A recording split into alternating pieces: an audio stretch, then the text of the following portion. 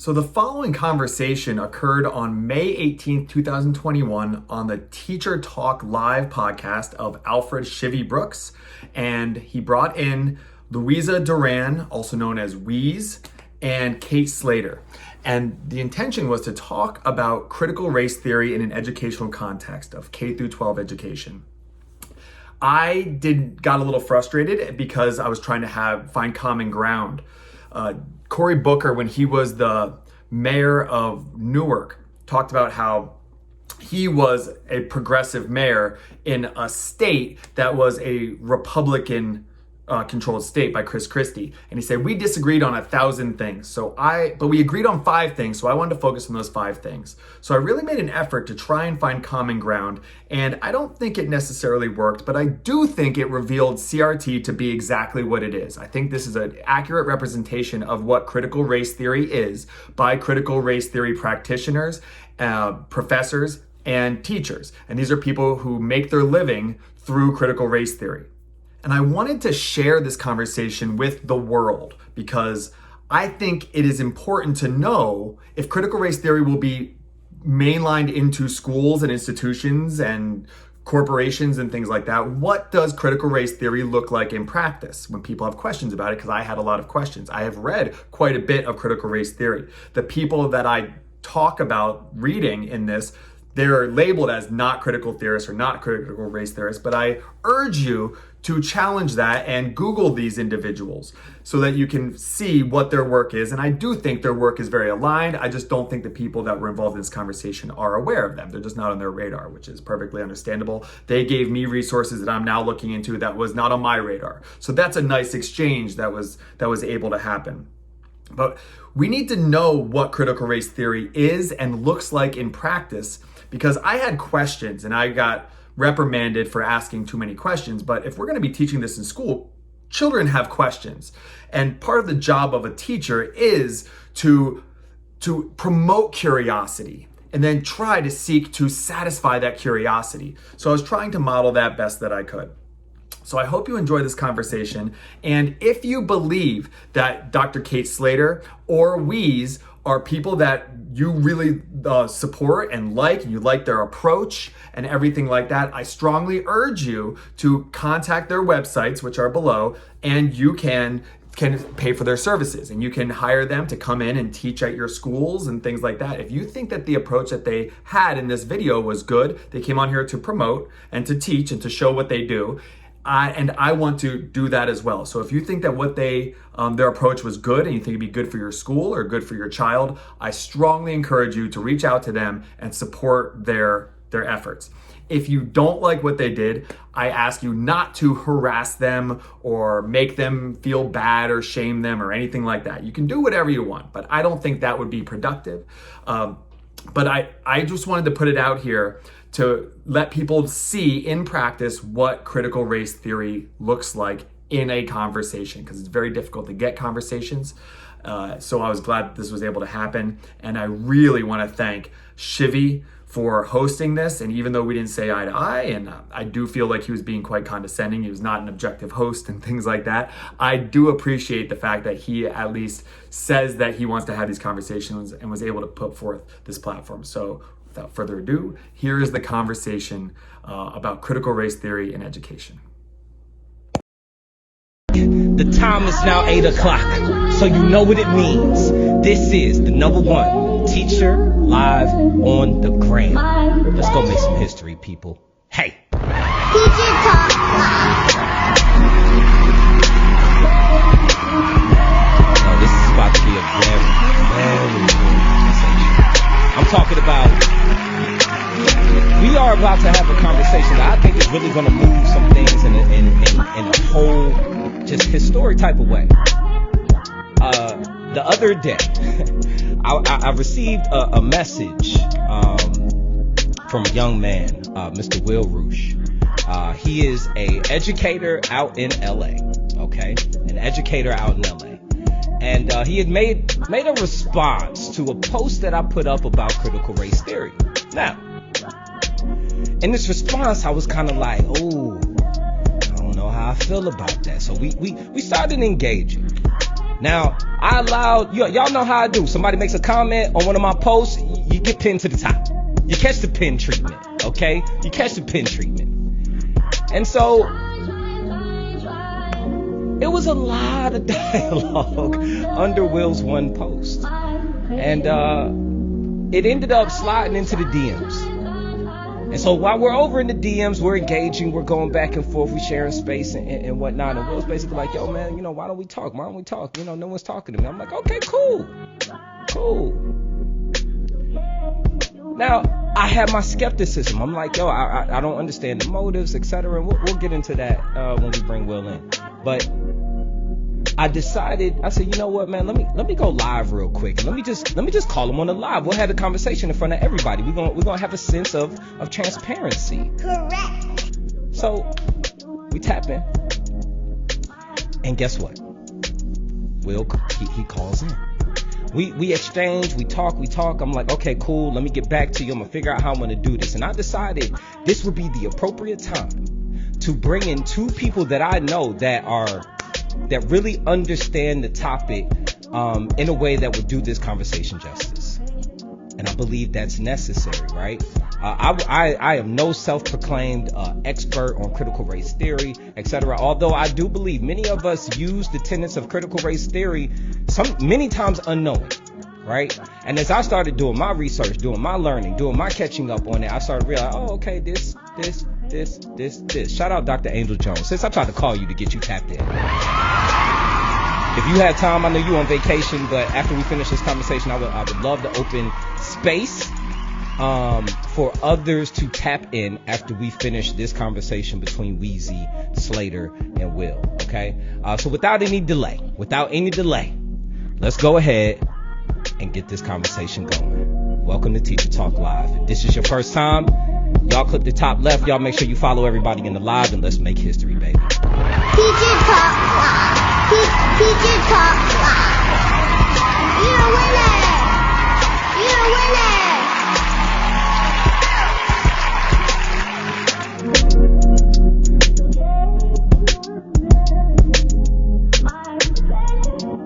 All right. I sent the invites. Hopefully, Ingrid is playing nice today. Y'all know Ingrid is code for IG.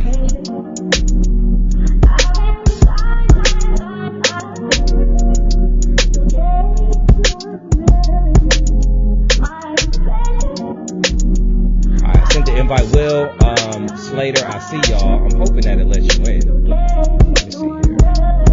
I'm sending it again. And also, Wheezy, if you in here, sis, get you in here as well. Okay, I see Wheeze. Boom, send a request. Okay, y'all in here.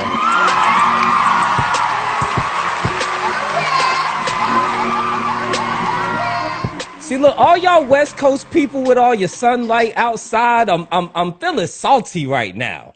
I don't need that. How y'all doing today? How's everybody? We're good. Yeah?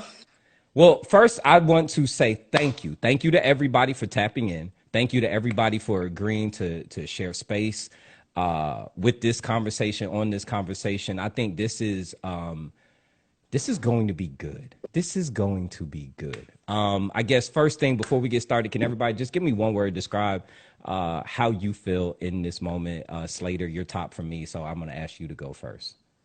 I'll give you 3, and that is anxious as hell. Correct. Will, how you feeling today? Open. Ooh, okay. Correct. And Wheezy, how you feeling today, Queen? Grounded. Ooh. Okay.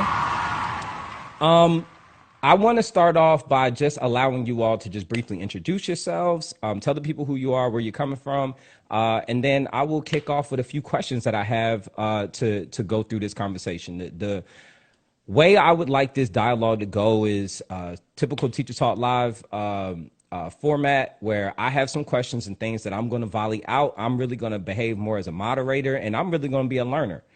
through this conversation. So this is going to be an opportunity for everyone to kind of share your perspectives based on some of the questions I have. And then, we'll let it go naturally. If we start running off with it, then it's just going to be what it is. So Weezy, since you were last, I want you to go first this time. Could you just introduce yourself? Yeah, so my name is Louisa Duran. Everybody calls me Wheeze or Wheezy, Bay Area born and bred from Oakland. I am an anti-racism educator, social impact strategist, and people keep throwing this word around, decolonial anti-oppression educator. I still haven't decided if I like it, but we're just going to go with it because that's how people understand it. She, her pronouns, Amazigh, which is, as I mentioned last time, we broke it down, Berber, which we don't use that word, but more commonly known as the Moors. Really important for me to reclaim my tribal lineage because I have the privilege of knowing it. And I think that's all the people need to know for now. I love it. You're a winner! Will, could you please introduce yourself? Yeah, I'm Will Roosh. I'm a high school teacher in Los Angeles. Born and raised in Pennsylvania and moved out here in 2006. And I've been teaching at various high schools in Los Angeles, public schools, charter schools, private schools, things like that for the past, 15 years. And kind of fell into this stuff, just learning about critical theory and then critical race theory and just kind of getting all sides of it. And yeah, I haven't been able to really get a good conversation going with people who support it, and so I'm really excited to do that. Love it. You're a winner! Dr. Slater. Ooh, Okay, let's sounds- put some respect on it, okay? Dr. Slater, could you please introduce yourself to the people? I love it. I love it. I love that hype. Hi, everyone. So I'm Dr. Kate Slater, Dr. Slater to some, Dr. Kate to others.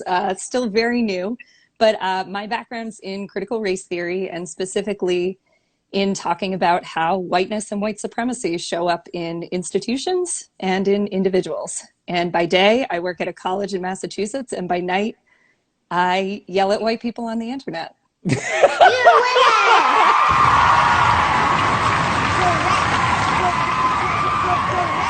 All right, first question. I'm going to shoot it towards Will.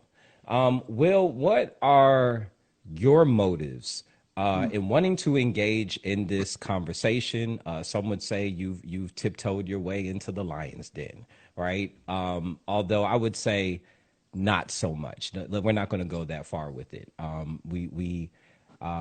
think treat this platform as a marketplace for ideas. We don't all always agree on everything. In fact, we disagree on a lot. And I think the meme I put up today kind of defines what this is. We don't have to agree, but we should agree to talk. And so, Will, that is my first question to you. What is your motive behind this conversation, and what do you hope to achieve from this? Well, I think because this is the direction that a lot is going in education, I would love to have my mind changed.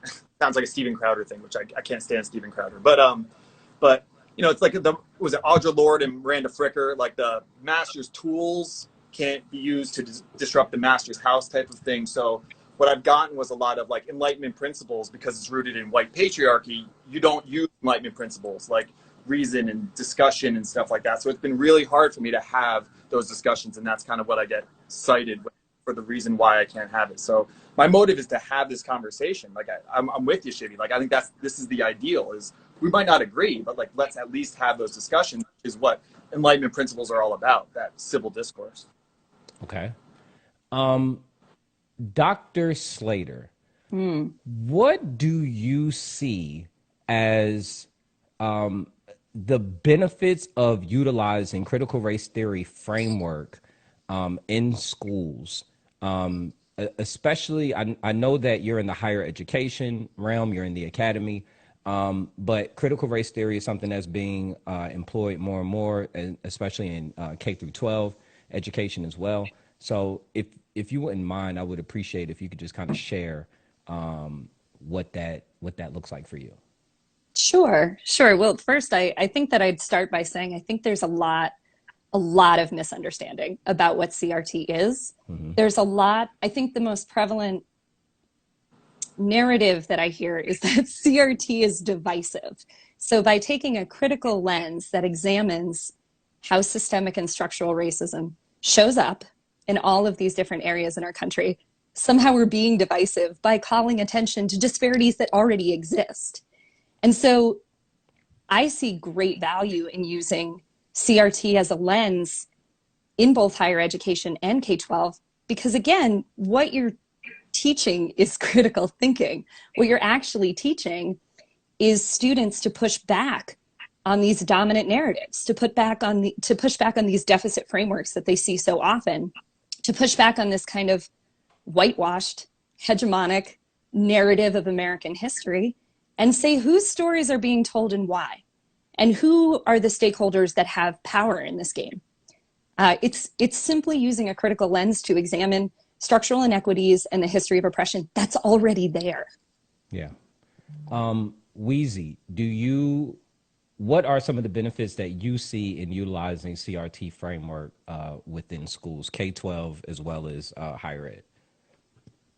So I hate to be this person, but I have to derail the conversation really quickly. Do you? If that's okay? Do you? I have a general founding principle, Will and Kate, if y'all will rock with me for a second, that in order for us to have effective discourse and in order for us to be engaged in conversation with the hopes of moving the needle forward and expanding all of our thinking, we have to ensure that we're coming from the same socio-political lens. And so if that's okay with you, Shiv, I actually have a couple questions. Kate, I can imagine because of your doctoral degree, where you come from in this. But if it's all right with y'all, I just want to pose some quick yes or no questions just so that I know where y'all are coming from. You might be beating me to where I was going, but go ahead and do your thing. I have I'm to do happy it now because otherwise it's just going to be in my head and I'm not going to be able to be present. So is that okay? Absolutely. Go ahead. Okay. Will, is that okay with you? Sure. Yeah. Okay, cool. So yes or no, do you believe that we live in a country rooted in white supremacy and built within systems of oppression? Yes. Yes. Yeah, among other things, sure. Yeah. Cool. Racism is real. Yes. Yes. Cool. White folks cannot experience racism. Yes. Yes. White folks can. I mean, if you follow the dictionary, I would say that that's not true. White folks. The dictionary definition is currently being updated because a number of Black women wrote in, and the dictionary definition is being updated to include the power dynamic necessary for racism. So, then yes, if you change the definitions of words, then I think my answer would change. So I'm going to challenge that a little bit and say if we actually define words appropriately instead of letting those who have always controlled the narrative define them. So just as Will, much as you're an can I help you, educator- Will? Can we agree that white people may be able to experience discrimination but not experience racism? You'd have to change the definition of the word, which I guess is happening now. And then I could say, I could agree with it if you change definitions of words, then I would agree with it. Based on contemporary understanding as stands, as is, can you agree with the notion that white people can experience discrimination but not experience racism? Well, I mean, so the definition that I just looked recently, it's binary, Will. What is? It's yes or no. The definition, if it is not, believing that one race of people is superior or inferior to another, I think white people can experience that because there are people that think white people are inferior. Right. But if you change the definition, then you see what I'm saying? Like I'm not going to say yes to something that's not accurate. Let's move on. Go ahead, Weezy. I have to take notes when we're in spaces like this, so I can come back to this. Got it. Yeah. Cool. Do you believe that our liberation is bound together? Absolutely. Yes. I don't know. I'm simple. What does that mean? That our liberation is all connected. So if I'm oppressed, you're oppressed. If I'm liberated, you're liberated. Our liberation is all connected? Yeah, I think that's the Constitution, like a Constitution, Declaration of Independence. Yeah. Yeah. Okay. I don't know if that, no, I don't know. That's okay. So, and then the one other thing that I just have to note, because it really truly irks me when we weaponize words specifically of Black activists and Black women that have come before. The quote is that the master's tool cannot dismantle the master's house, which does not mean that we don't believe in political discourse. It does not mean that we don't believe in civil discourse. It does not mean that we don't believe in engaging in human conversations. What it means is that you cannot use tools of fear, of violence, of oppression, and of all of the other systems that have been used to inherently dehumanize folks to dismantle the same system that we are suffering from.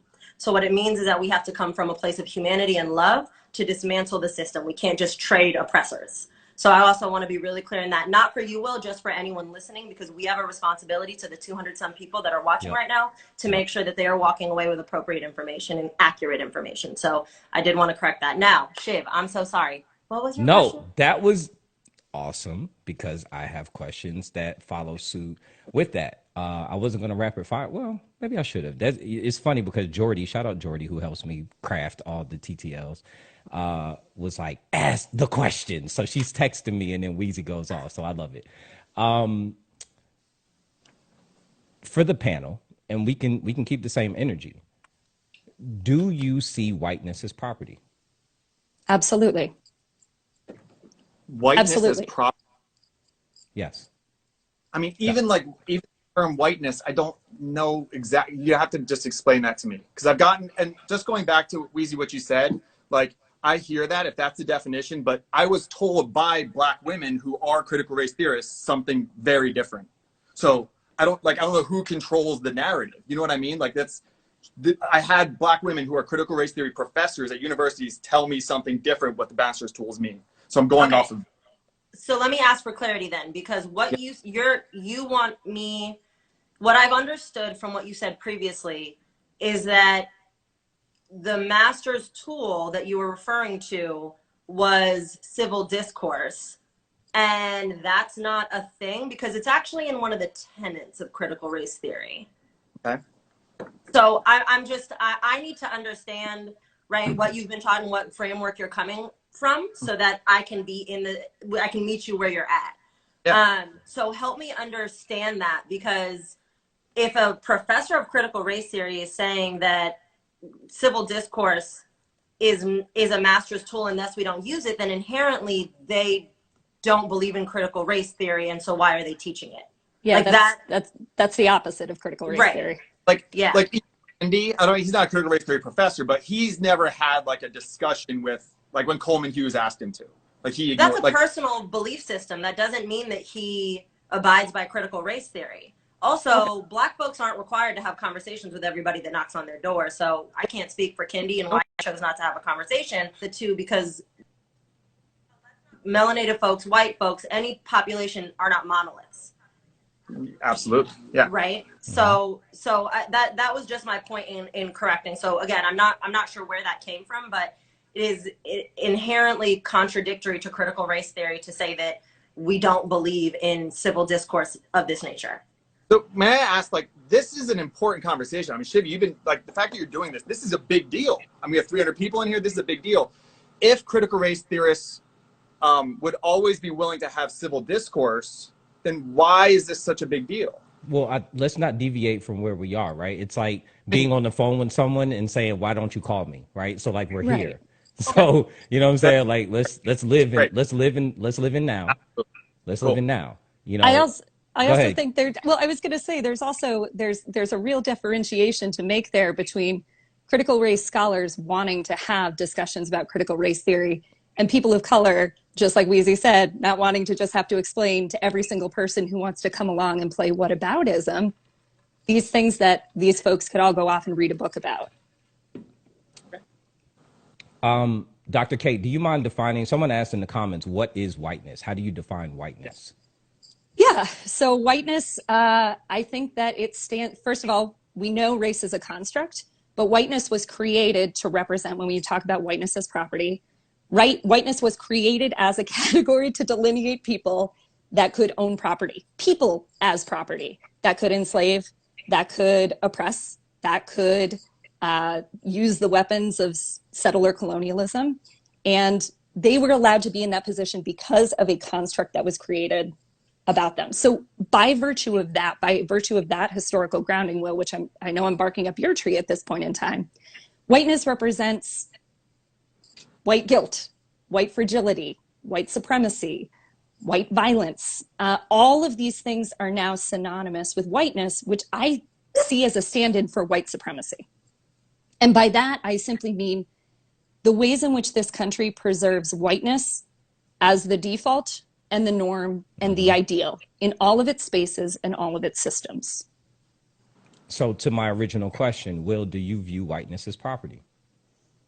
I'm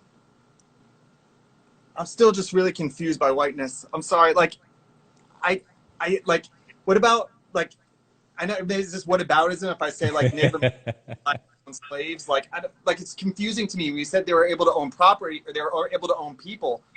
Very diverse, racially diverse people owned people.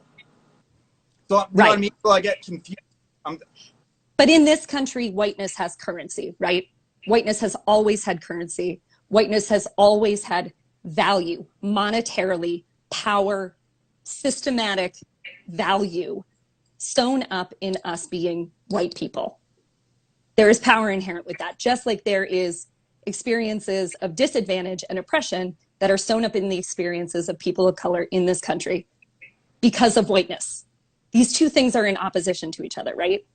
Can we say like some though? Like some, if you're born in, like if you look at like, you know, like West Virginia, like if you look at like hillbillies, like the poorest counties in the country, some of them are white. So that's where I get confused. Can I jump in here? I'm going to jump in real quick. Go ahead. So first and foremost, white folks who are impoverished because capitalism is a very real thing. Because we live in a system of a trickle-down economy that doesn't actually trickle down to the people. They are poor and they are disenfranchised because of capitalism, not because they are white. Whereas there is social empirical evidence and studies that have been done for the last umpteenth decades to prove that folks who are marginalized in their racial identity are explicitly impoverished and disenfranchised solely because of that racial identity. If you take somebody's race and their zip code, you can guarantee within a 97% accuracy their potential life outcomes. That means earning, health outcome, you know, the day they'll die, level of education, so on and so forth. That is solely because of race. So what I want to do to make sure we're having this conversation actually oriented in the conversation that I came for, that I'm giving my time for, is actually answering the questions as they're posed. Because one of the things that I will not do in political discourse and civil engagement is when we can't have a conversation about a thing because we're overwhelmed, we start to divert and answer questions with questions. I will sit here and explain things all day long as we're rooted in the conversation. So, Will, to take it back for you, the easiest way that I explain whiteness, whiteness is not phenotypic whiteness. There's white people and there's people who happen to be white, for sure, right? Come on. Whiteness is yeah, and I'll explain that a little bit more in a second. So I'm going to make that statement and I'll backtrack it. Mm-hmm.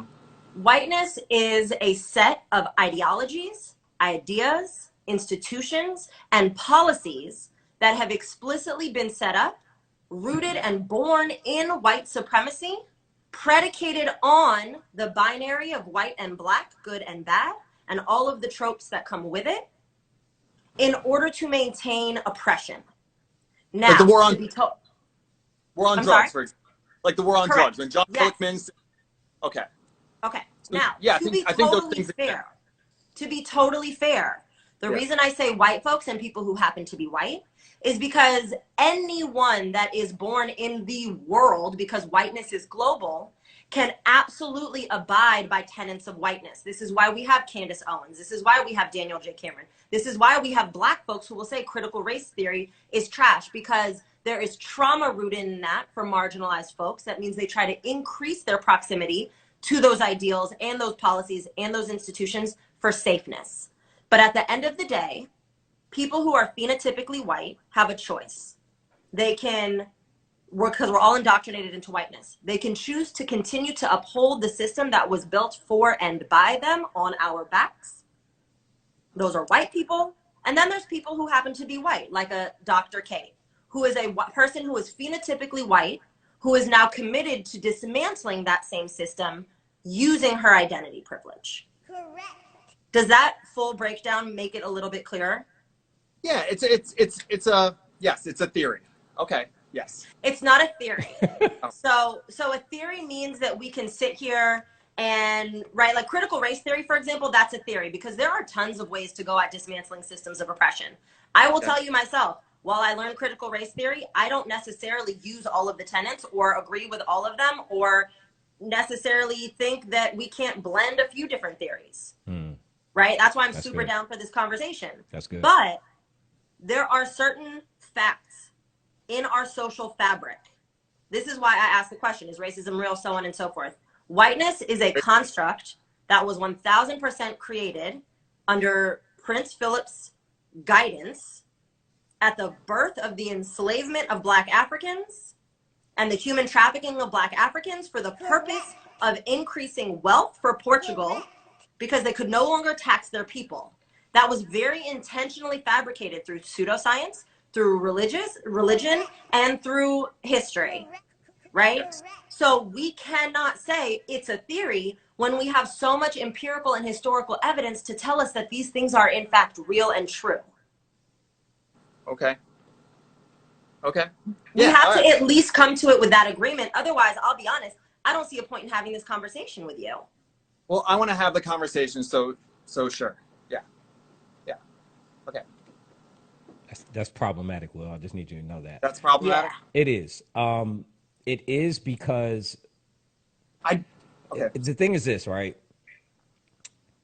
I could look outside behind you and you know, you can say it's day, right? It's day, it's day, it's day. And Yeah. I could say, well, you know, I actually think it might be like night. It's like on the edge of night, right? And if I can't acknowledge like the reality of what is there, it's like we can't have the same conversation, right? It just makes it very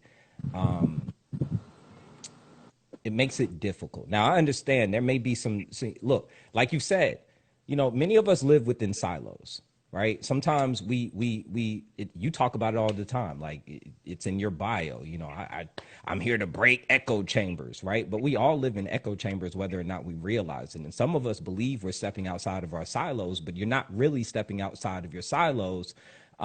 As much as maybe we are afforded the opportunities to do it, like as much as we would wish we could, right? So right now you are stepping into a side of Teachergram, on a side of Instagram that maybe you don't get an opportunity to share space with, and you are hearing ideas and things and understandings that maybe you did not have before, right? So whether or not I think we have to have the lens of discernment to understand that there is truth that you've not yet heard. And although it may be new for you, it does not invalidate the reality of that truth, right? Like, because when we call something a theory, it's kind of like we're tearing the validity of it.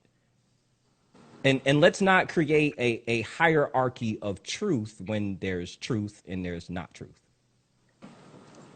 Can I ask a follow-up question, Please. Will? Sure. So you and I are both white identified. All things aside, put aside the discussions of capitalism, put aside the discussions of sexual identity, gender identity, where you're from, the languages you speak, your ability. Okay. Are our lives easier in this country because we're white? Are our lives easier in this country because we're white? Everything else aside, yours and mine.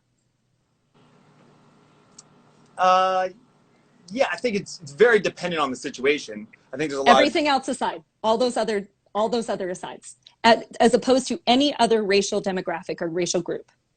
No, I'm saying like in the situation, like situational, it could matter. Like there are certain situations where it's not good to be white, but I think overall, yeah, I would say it's probably better to be white. Like as far as like you get more, like acknowledgement. There's less. Yeah, I think racism exists. So yeah, I would say so. I could go along with that. I think.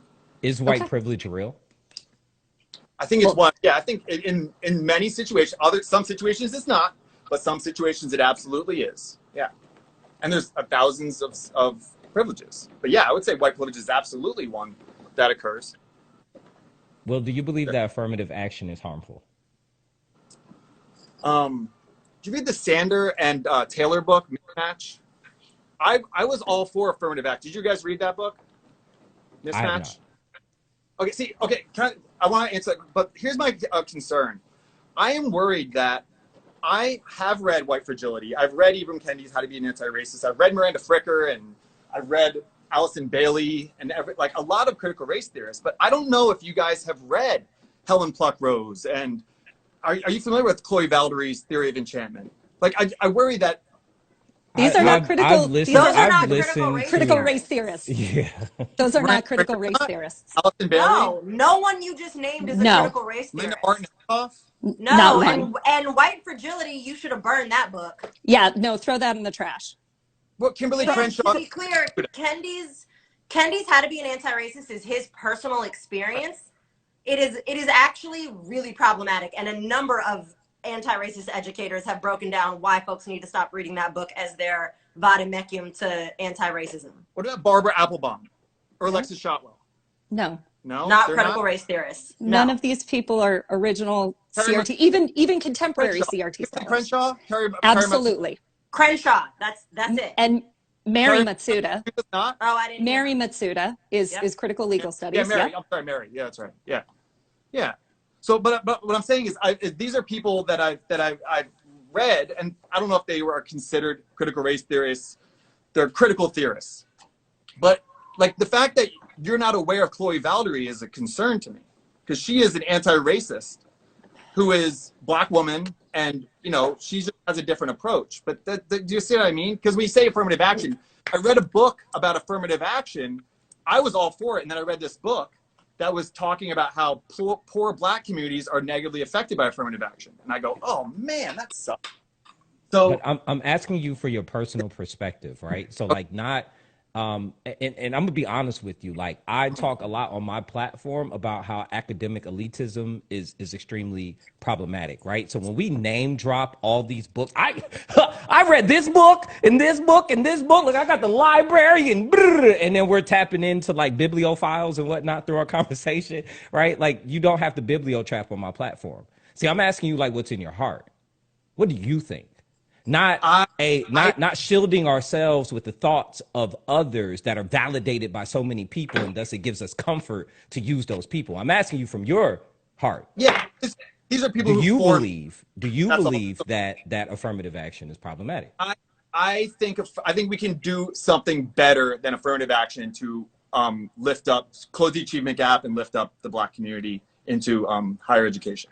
But the How do question you do was, that is without teaching affirmative people action critical race theory? How do you do that? Yeah.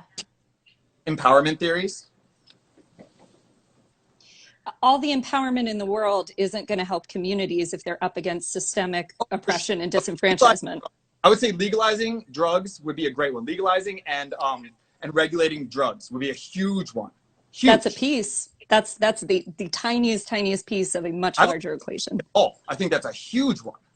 That's Well, so massive. I'm going to jump in. I'm going to jump in and say, ahead, since Reese. we want to play the I'm concerned game, the fact that you immediately went to drugs when talking about marginalized identities is very concerning. As Why? though drugs and the legalization of drugs is the exact sole thing that is somehow holding marginalized communities down. It's the assumption that There's an Black people assumption. inherently are just using drugs, Will. No, Right. no. People use drugs just as much as or more, but Black people are locked up more. Because it's not because the drugs aren't legalized. It's because drugs that are viewed as Black drugs are more heavily penalized, and our injustice system inherently penalizes marginalized individuals at much higher rates. I believe the last time the statistics came out was like at 3.75% the rate their white counterparts solely for being Black for the exact same crimes. So again, like this isn't, there's a quote that says, I don't want you to shoot white folks the way you shoot us. I want you to not shoot us the way you don't shoot them. So if we can just reframe our conversation, and instead of it being like, well, these things are really negatively impacting, Black and brown folks, and so we should change it. Instead, maybe we flip it, and it's accessibility. It's removing barriers to access. It's removing barriers to healthcare. Like there's injustice in every single fragment of life. But I want to take it back because I'll be honest, Will, I don't know you. I'm sure you are a lovely, well-intentioned human. You don't strike me as a vile individual. No. But I don't believe in wasting my time with folks who are coming to the table saying that they want to have critical discourse or be able to have their minds expanded, and yet can't have rooted conversation, are not willing to have rooted conversation, and cannot at the very base level agree that we have a socio-systemic political problem that oppresses marginalized folks in ways that white folks will never be oppressed. If you can't agree to that, Shiv, I'm gonna be real. Like, I have other things to do. I dig That, right? That's not even that. I don't need you to agree with me on everything else. Shit, like I said, I don't even agree with all of critical race theory. Okay. But we have to at least agree on that founding principle. I agree that there is systemic oppression for sure, and that disproportionately affects marginalized communities, including the Black community. I agree with that. Okay, and that it does not impact white folks. No, of course it impacts white folks. How does it? Of course, I can give you several examples. That's where I get confused. Speak your piece. Speak your piece, Will. How do you feel that also die in similar? Okay, so Will. Yeah. Now, how do you feel that white Americans are impacted systematically because of their race? How do I feel that they are? Yes. I think an example could be something like affirmative action. So when I have students that are mixed race, they are going to write on their application that they're the marginalized. They're going to say that they're Hispanic instead of saying that they're white because it gives them an advantage. So was it Bake versus California type of thing. So I think it's less though, for sure. But I think that there are examples of that. So Will, can I tell you, as someone who wrote extensively about affirmative action in higher education, do you know the #1 beneficiary of affirmative action policies in this country? White women. White women. Okay. White women. Correct. So critical race theory, this is actually an invitation to you, because critical race theory, here you have a perfect example of what you think of as a liberal policy, right? Or you think of as a policy that is intended to create more equity in this country, right? Critical race theory is asking us to instead critique those liberal policies and actually think about the ways in which they might continue to disadvantage people or communities of color, but just in a different way. Yeah, so a perfect case study is that for the states in this country that had affirmative action policies and then threw them out, the representation of people of color in their higher education systems across the board has been devastated. And I mean devastated. Mm-hmm. So affirmative action to some extent works, and to some extent it continues to support white people. Critical race theory is simply asking you to take a lens that when you see things that we have been told as white people are good, our civil rights movements are equitable, are like anti-racist, that you're actually then saying, what is behind this? How do I know that this continues to maybe disenfranchise? All of the people that you cite as critical race theorists who are not critical race theorists, but maybe pose themselves as critical race theorists, are an example of that. If they are pushing back on the people who actually founded CRT, and these critical race theorists that you're citing are pushing back on the tenets of CRT, maybe that's worth examining and not just taking them at their word.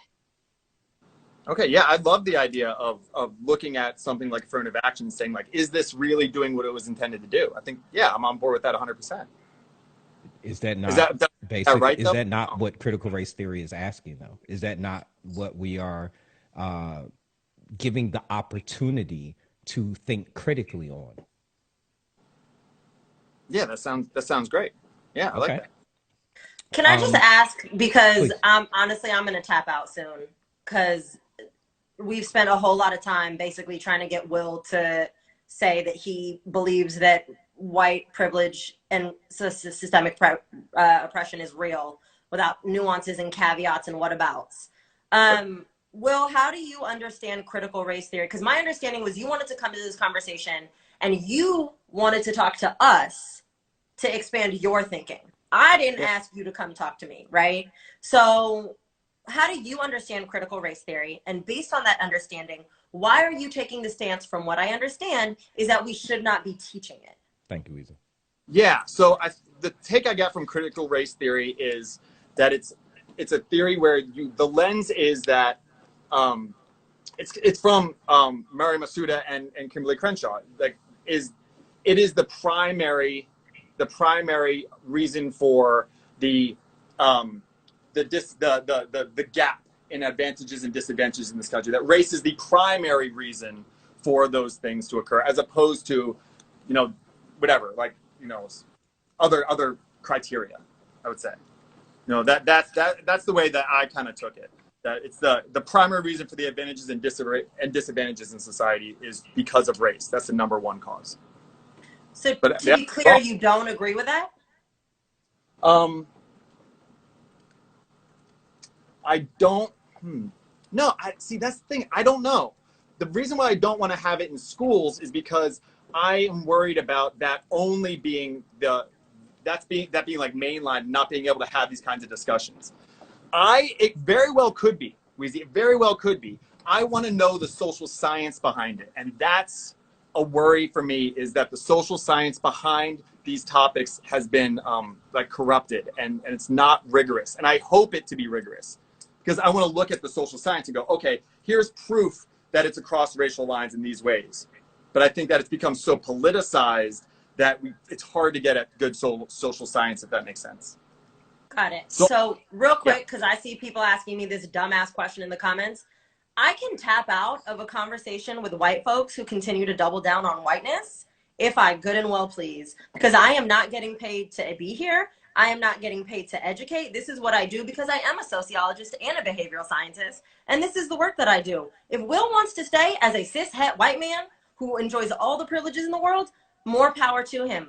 But I don't have to be here. So if you're in this conversation, in these comments, coming from my soul because I choose to protect my peace over entertaining y'all and arguing with someone who doesn't want to agree with me, why the fuck does that bother you? Go mind your business.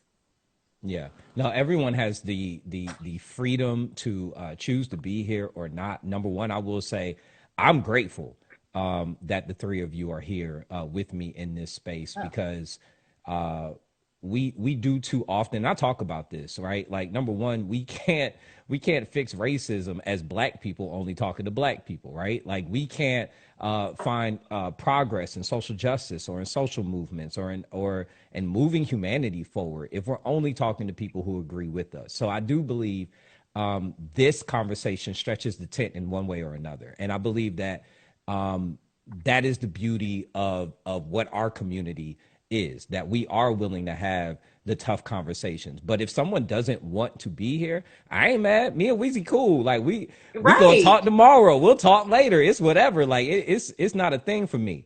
And Will, more, I give you your flowers for standing in here, because you in the hot seat. It is what it is.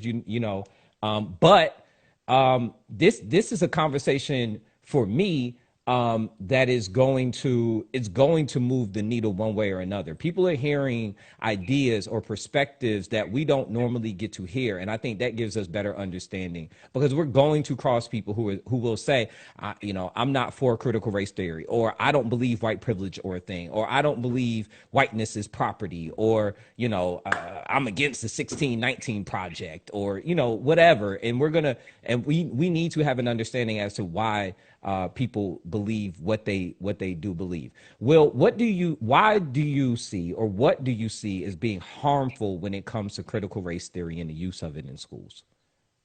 Yeah, that's a great question, Chitty. I think that from my experience talking to lots of different kids who I taught who are black, they feel like it has been some elements. I don't know if this is critical race theory, but the idea. I want to know what you think, Will, because it's the shielding with other people's voices that kind of becomes problematic, because it's like integrity is being transparent. Like, Weezy's being transparent. I'm being transparent. Slater is being transparent. We're asking you to do the same thing. And that transparency is going to allow us to really have an understanding, not of what these other academics believe, but what does Will Roosh believe? I believe I got your last name right, because I was butchering it. Yes, most people get that wrong. So, most people get that wrong. So thank you. Yeah, no, that's right.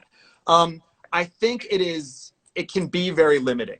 if people are told that they are a part of something, like racism's bad. We agree on racism's bad, right? Yes, agree. Okay, for sure. So someone who is racist that's a negative. You don't want to be called a racist. So I would say that saying that white people just by being white are racist, then that is essentially vilifying someone for something that they have, their immutable characteristics. There's nothing that they can do. I think that's not good for white people. And then for black people, I think this is why I think it gets to people say it's divisive. If for black people to say that you are in this country that is just victimized you and your people over and over and over and over and over again is less of a focus on, yes, and there's no better place to be black than America, and America in the 21st century. Like black people would not want they would not want like a time machine, right? Like it would not be good. It was bad. It was really bad, and it's better now. You guys disagree that it was? Well, I'm white, and that's a hard disagree. So it was better to be black in when? In where? No, North I'm Korea? saying, first of all, it's wild to me that you and I as white people are speculating about where in this world it's good to be a black person. Like that I can't even go into that. But saying that America is the best place to be a black person in this world, that takes an incredibly one-dimensional view. So I'm curious. Is that I could not even begin to speak on this. Could not. Well, let me help you. Yeah. Let me help you. As a cishet white man, Okay. when you speculate on the perspective of black people, you lost. So where is better? Can you teach me then? I want to learn. Where is better to So be? that's maybe that's the question you should ask. I But am. when no, I got you. But Okay. you spoke, you professed, you proclaimed before you asked, you stated. You get what I'm saying? So like soon and well, this is just moving forward in life, bro. Because these are look. We are all learning creatures, right? Like all of us, okay. And I have more patience. I'm just going to name it. I have more patience than most black people because I am a black man who grew up with a father that was a Panther, a Morehouse man, an active NAACP member, right? But I also have a stepfather who is a white man that lives in rural Pennsylvania, who is conservative and a Trump supporter, okay? So I have these type of conversations at the dinner table growing up my whole life, right? Everybody don't have time for this. I got time. Now,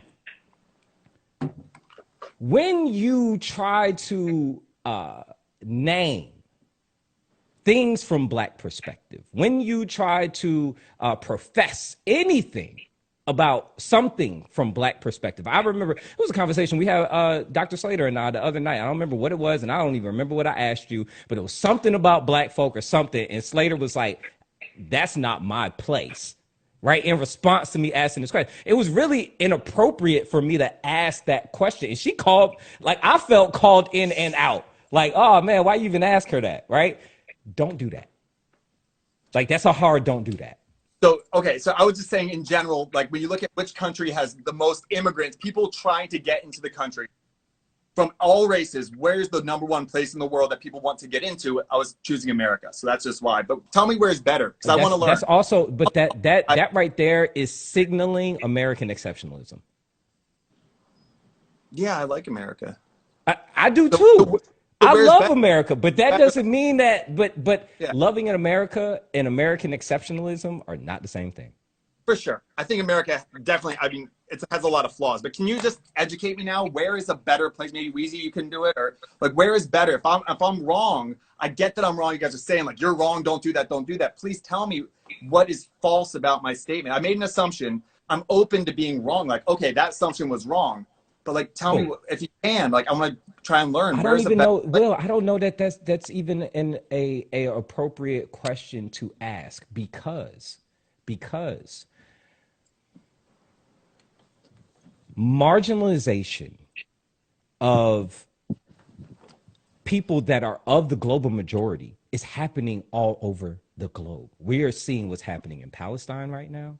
We are seeing what's happening in Ethiopia right now. We are seeing what's happening here in America right now, we're seeing marginalization all over the place. So it's kind of like, you know, would you rather be stabbed or shot, right? Like there's problems everywhere. Okay. sure. So I think having the conversation about that ain't it. I think what you want to ask is, how do we get to liberation, global liberation? How do we get to that? That's where we want to be, right? Like, because it ain't sweet anywhere for us. Okay. Yeah, no, agreed that the world is messed up. Maybe America, I just think, is like the least messed up. But I'm with you that America is, I mean, not America, the world is. So, Will, going back to CRT, because again, this is the only thing I can talk about, but this is a perfect framework. Just because America has, in many ways, many things going for it, ostensibly democracy, ostensibly representative democracy, doesn't mean it doesn't have a long history of oppression and oppression living out in the present day. And so this is why CRT is a perfectly appropriate framework, because what it asks K-12 students to do is not sit there and say, America is the best country in the world for Black people, end of discussion. It allows them to say, what are all the things that we are not doing well? What are all the problems that we have baked in? How can we reflect critically on how the problems of the past are living out in present day in a different format? This is why CRT is a great tool in the classroom. Was I wrong? Want to tap in? Time? I want to open the floor for Weezy real quick, please. So I'm going to say this. I said it in the beginning. Marginalized folks are not monoliths. What is good for one is not good for all. I am racially ambiguous and a whole light bright. What works for me is not going to work for Shivy, who is visibly Black, who is not going to work for somebody who is, you know, Dominican, is not going to work for somebody who's from Haiti, so on and so forth, whether they're immigrants or whether they're American born. We are not monoliths. And so what some might pursue as a goal may not be good for others. And so that's the first thing.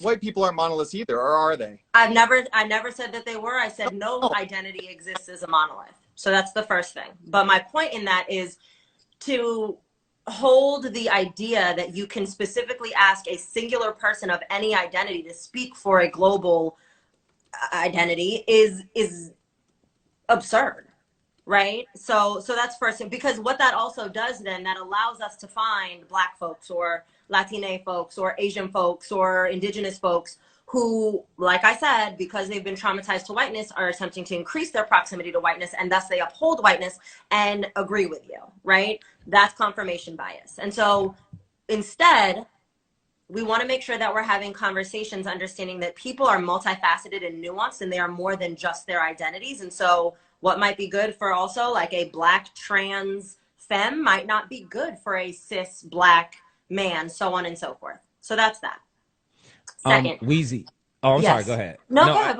There's a question in the question box from Dr. Sheldon McAfee. And I believe that's a he. I can't tell. The circle is so small. Well, Sheldon. So he asked, who are CRT theorists that you would suggest, right? Because Will named a few people. Obviously, they're not CRT theorists, etc. I'm a learning person too, so put me on. Who are some people you would suggest? Dr. Slater, same question after Weezy. Yeah. So and this is where I won't say I agree with Will on many things, but I will agree on the way in which theories can be perversed. And so I tell everybody, if you are going to read any theory and if you are going to educate yourself at all, especially around CRT, go to the originators of those that birthed the theory. First of all, Derek Bell. Yeah, exactly. Yeah. Derek Bell, Crenshaw. Like, we actually went through this already last time, right? Like, CRT is not that old. Right. Many of them are still, like, Kimberly Crenshaw did a TED Talk not too long ago on it. Like, it's still alive and well. So that's the first thing. Make sure you actually go to those that created the theory and read it from their perspective. Learn it in its original form. Because what does happen, let's use religion as an example. Faith and spirituality gets put in a text, and then people get their hands on it, and it starts to get perverse, right? Like, how many versions of every religion do we have? And we have extremists, and right, like, and that's across the board in every faith-based system. So CRT is no different. And so to that point, I want to bring it back to something that Will said, which is the entire reason that we're here, which was his concern is not that he doesn't agree with CRT necessarily, but that he's concerned that it's going to be perverse and not taught properly. That is not the responsibility of CRT. The onus of that is not on CRT. The onus of that, we are all educators in our own right.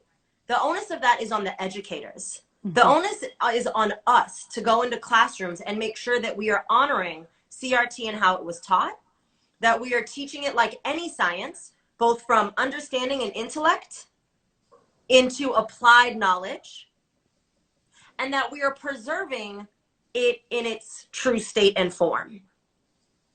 That is where I think any theory can become a weapon, is when you put it in the hands of an educator who doesn't have a proper grasp on it, or is intending to use something that is systemically or, you know, based on the framework or contextually really powerful, and misuses it for any reason. But I don't think that we blame that on CRT. No. Well, no, I know that we cannot blame that on CRT, right? Or on Derek Bell or Crenshaw, or we can't do that. If educators are not good educators, if they are in the classroom and they are not good at their job, that's not CRT's fault, that's the educator's job.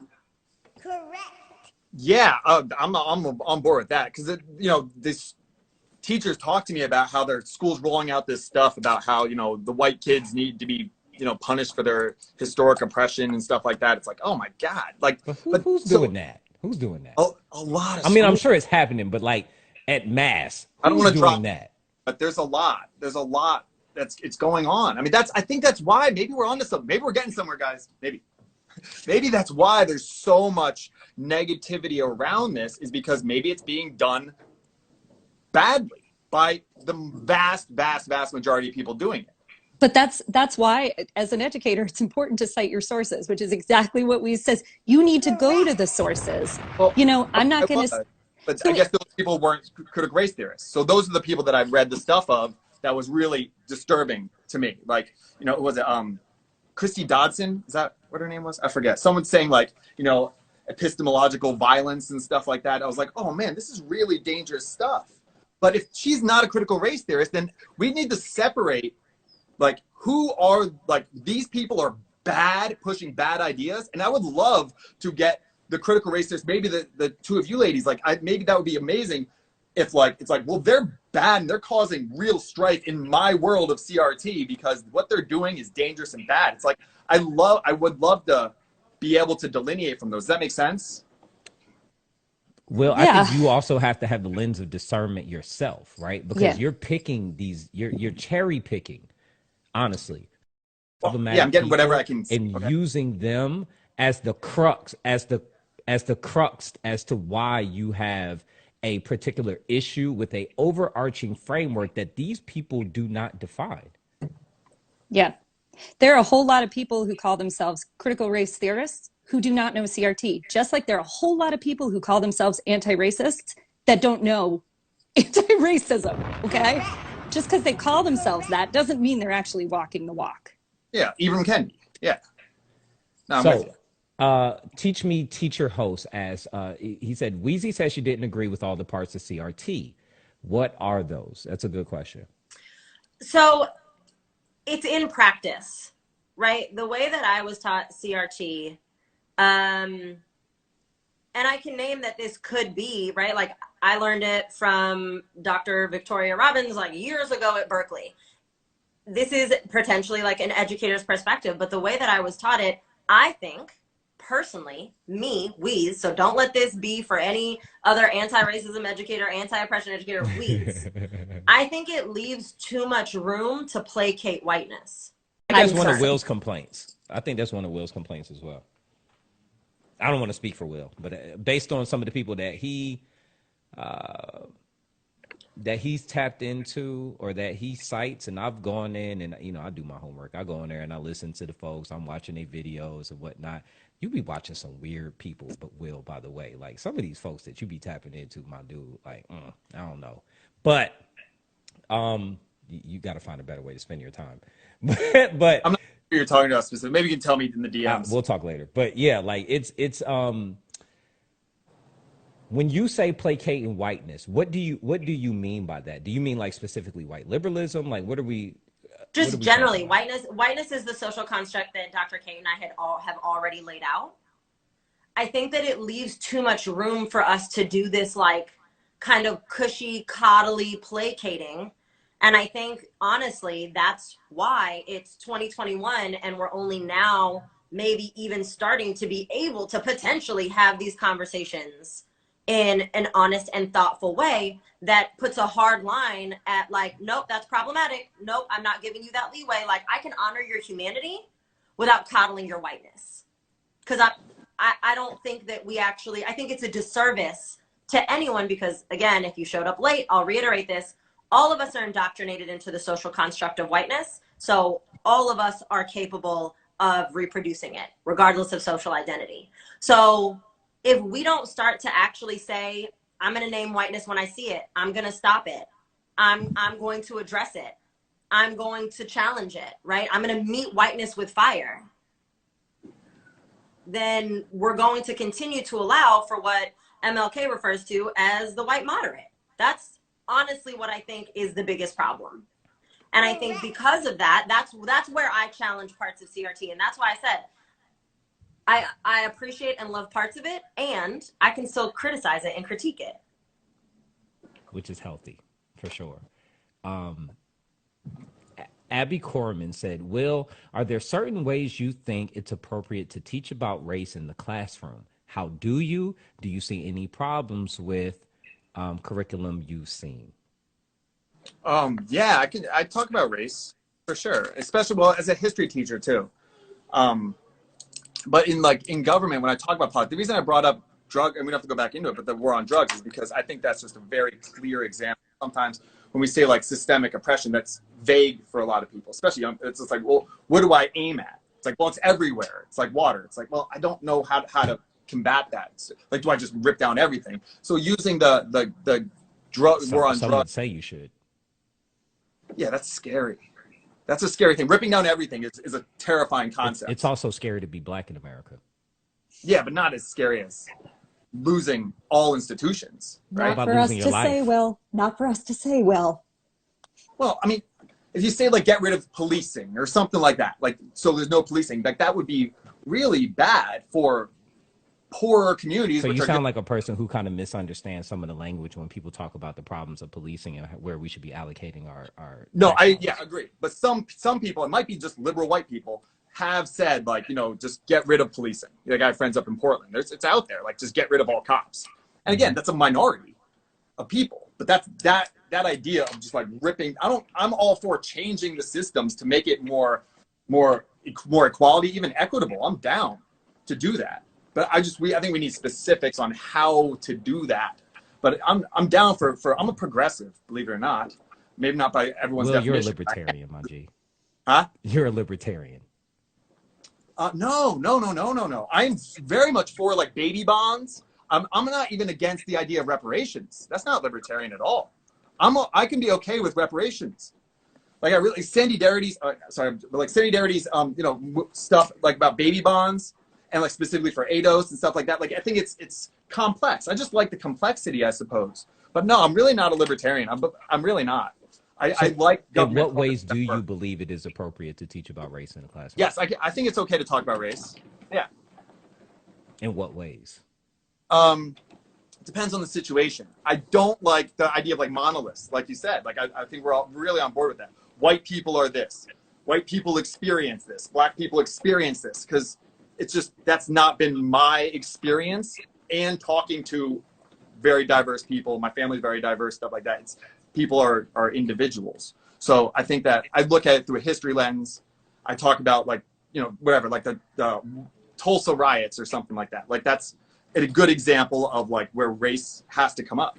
Not just for the Booker T. Washington of how that was grown in a very impressive way during Jim Crow, which is an important part of that lesson, but then also how it was destroyed by the bigotry and racism in Tulsa in the early 1900s. So I bring it up. For sure. I don't shy away from it. What do you think is your biggest misconception about CRT? Well, apparently it's the people that I'm reading. Like all the you talk about social identity. That was Alcoff, right? Linda Alcoff wrote on social identity. So I read about that and I was like, well, that's not. I don't know that's not how lots of Black people that I'm friends with seem to identify and stuff like that. So I think that's the problem. Is I've been reading a lot of people that I thought were critical race theorists or critical theorists, and I guess they're not. I don't know. I guess they're not. So, Will, can and I'm sorry, Shivi, because this is another, I'm just going to put more people on your reading list, Will, and I'm sorry about this. So I taught pre-service teachers how to teach history at University of New Hampshire, which was a wild experience. And so I'm connecting this to the book that we read, which was Eduardo Bonilla Silva's Racism Without Racists. And it is a wonderful book because it talks about the central frames of colorblind racism and how damaging those frames are. And one of them is abstract liberalism. And what that means is people like you and me, white people, who identify with all of the claims of liberalism, who identify with things like equity, who identify with racial justice in the conceptual way, but are not actually interested in critiquing the systems and structures that are underneath that, and are not actually, to that point, and to Weeze's point, and to Shivi's point, interested in divesting themselves from those structures that they benefit from, and those systems that they benefit from. And I'm connecting that to teaching because I think if you are teaching about race and racism in a way that's not deconstructing the power dynamics that are inherent there, if you're just saying, I talk about race because people who have other racial identities experience this thing in history without thinking about the power dynamics that underlie why these events happened, why perhaps these stories are told in a particular way, how these narratives connect to other narratives, then you're not teaching history in a way that centers a critical lens. You're not teaching history critically. I'm saying that really imperfectly, but you catch my drift? Yeah. I wonder how much of it is it a white thing or is it you ever read Guns, Germs, and Steel? Mm-hmm. Like that explains a little bit about why, European came to power in a very very logical. I mean, I don't know if you agree with that book or not. It seemed pretty well structured, I just, how much of it was the colonists just had these tools, guns, germs, and steel, to do really horrible things. So they did really horrible things compared to the Comanche were doing really horrible things, but they were limited by the weapons of war that they had. Did they not do more because they couldn't do more or because they were morally not able to do more? Does you see what I'm saying? Are you aware that Africans have been traveling to mainland America before Christopher Columbus? No, I mean, no, I knew Vikings and stuff like that. I mean, I'm sure there were small. So I said Africans, not white people. I'm sorry? I said Africans. I asked you about Africans, not white people. No, I know. No, I didn't know. I would what was the situation? Okay. So. Well, why didn't they colonize? Probably didn't have the guns, germs, and steel, right? No, they didn't have the nature to do so. It was like an indigenous nature. In other words, and you and I talked about this before, right? You asked me about individualism, right? Mm-hmm. When we had that brief conversation when I was driving in a car, and I said to you'd asked me about individualism, and you started going through all of these different cultures, right, throughout the globe. You were like, do Asian people think it's individuals or villagers, right? And I said to you, I see the world as a villager. I move as a villager, right? Meaning as Black people, much of our experience is as a collective. That's why when one of us does something or achieves something, we're all like, we go crazy for it, right? And when pain happens among one of us, we all feel it. And this is why we take to the streets. This is how we move, right? But what whiteness does is it's very individualistic. It's very as one achieves, one gets. As one loses, that person loses, right? It's very different. As a black person, if I do something, they go, see those black people, right? That is kind of the nature of how American society works, and really society as a whole, especially as a marginalized person in America. So my whole point is, do you not? There were Africans that had been traveling to mainland America. There's a book by Dr. Ivan Van Sertima. It's called "They Came Before Columbus." Pick it up. Okay? Yeah, well, And he talks about Africans who had been traveling to mainland America over 400 years before Christopher Columbus came. And Weezy and I talked about this in the live that she and I had, because Weezy is basically of Moroccan, Northern African descent. So when you talk about, conquering or whatever, right? America's existed, just over 200 years, yet Moroccans, Northern Africans, controlled Spain for over 600 years.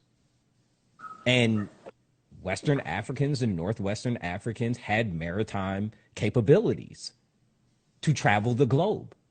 This is why all of Columbus's navigators were Moors, black people. This is why the conquistadors that we learn about, you hear conquistadors, so you're naturally going to think white Anglo-Saxon Europeans, right? But they were Moors. They were black people, right? The original conquistadors were black. The first president of Mexico was black.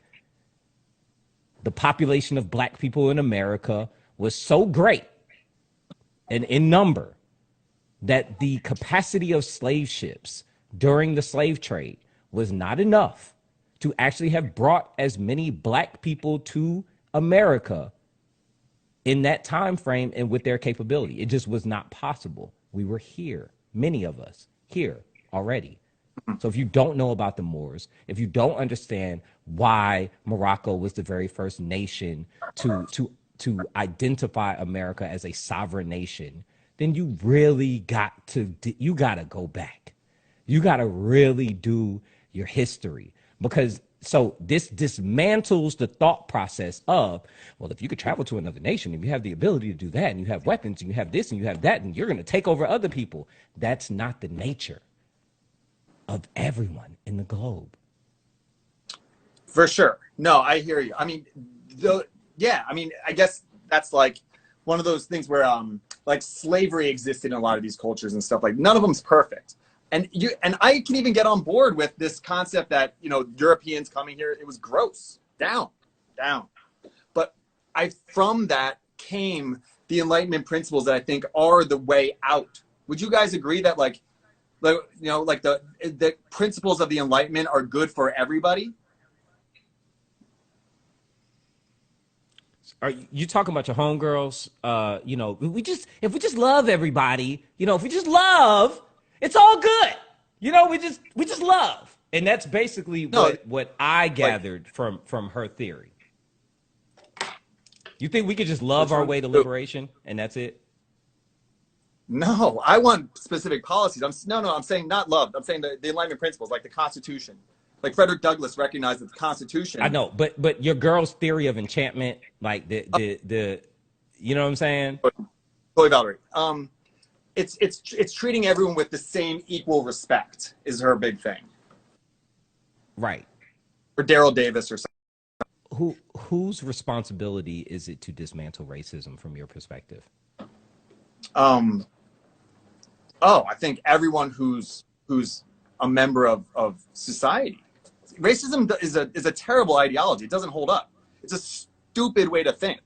It's overly simplistic. It doesn't work. It's a self-defeating mentality too. That if you will discriminate based on someone based on their race, you are going to miss out. I had a student one time who said, "I don't learn from women." And I was like, "Are you insane?" Like, what if Oprah Winfrey said, what if you have an entertainment business? Oprah Winfrey is like, "Hey, let me help you. Sorry, Oprah, what can you teach me about the entertainment business?"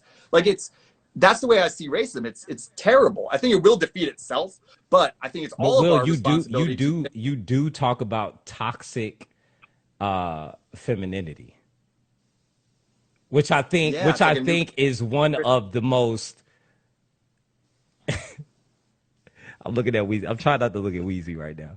All right, it's one of the most problematic things that I've ever seen, and I don't know if you just did it for clickbait, because you bring like YouTube No. aesthetic to Instagram, right? So like you do like the, like you just did a thing on like cultural appropriation, but yet you put on like, computer graphic imposed like locks on yourself, right? And For the cover. Yeah. for the cover, right? But also don't have a clear understanding of the difference between cultural appropriation and cultural appreciation. Well, that's what I talked about in the video. Actually, you Well, didn't. But So Go ahead, I just want to Sonia. jump in and Go bring ahead. it back to the point. For anyone who doesn't know what Enlightenment principles are, it's a philosophical movement that dominated in Europe during the 18th century, was centered Thank you. around the idea that reason is the primary source of authority and legitimacy, and advocated such ideals as liberty, progress, tolerance, fraternity, constitutional government, and separations of church and state. Now, inherently, the problem with that is that when our Constitution was built on those founding principles, but was not built on those founding principles, including the humanization of marginalized folks. So you cannot cite our Constitution. Our Constitution should be burned, because our Constitution in and of itself is only written for who owned land, men at the time. It's still written accordingly. Who was owned? Black folks. Those amendments have not been ratified. You should read your Constitution. If you're going to actually make these references, then you should know what you're talking about. There are still really oppressive amendments and languaging in our Constitution that are inherently 13th dehumanizing, Amendment.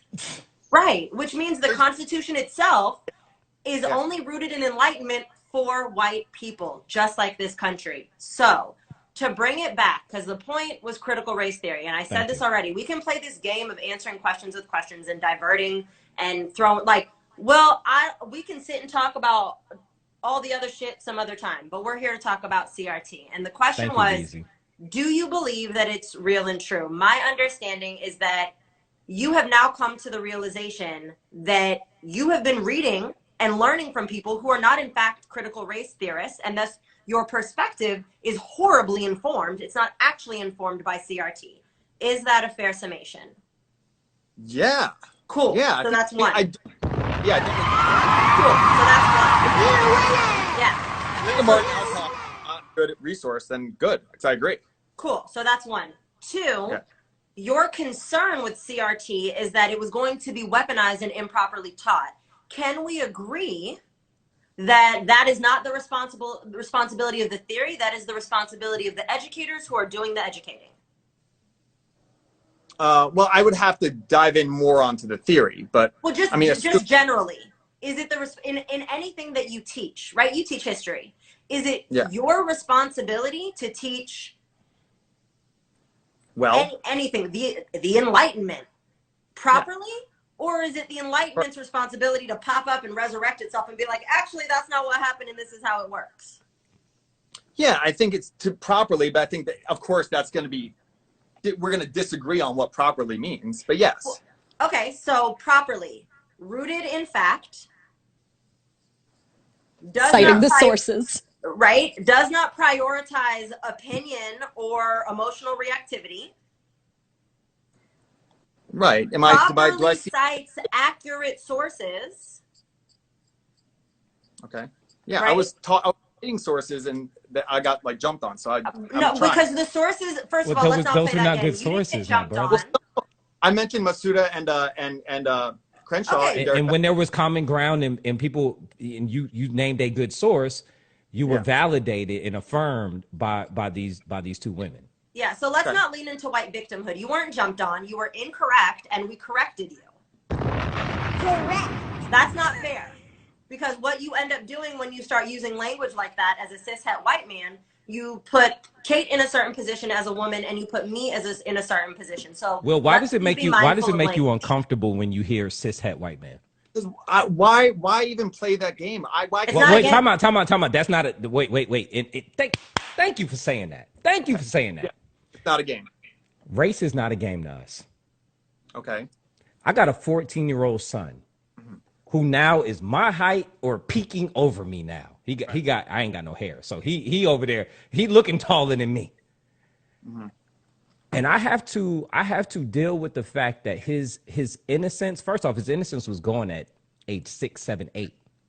But his innocence and the adultification of his presence is overtly apparent to me as a parent, which means that my son moving through society could potentially cost him his life because of race identity. Okay? Yeah, good. So when we name cis het white male, right? And you call it a game, the flip side of that is as if it's a game for my 14-year-old black son to walk outside, and it's not. Okay.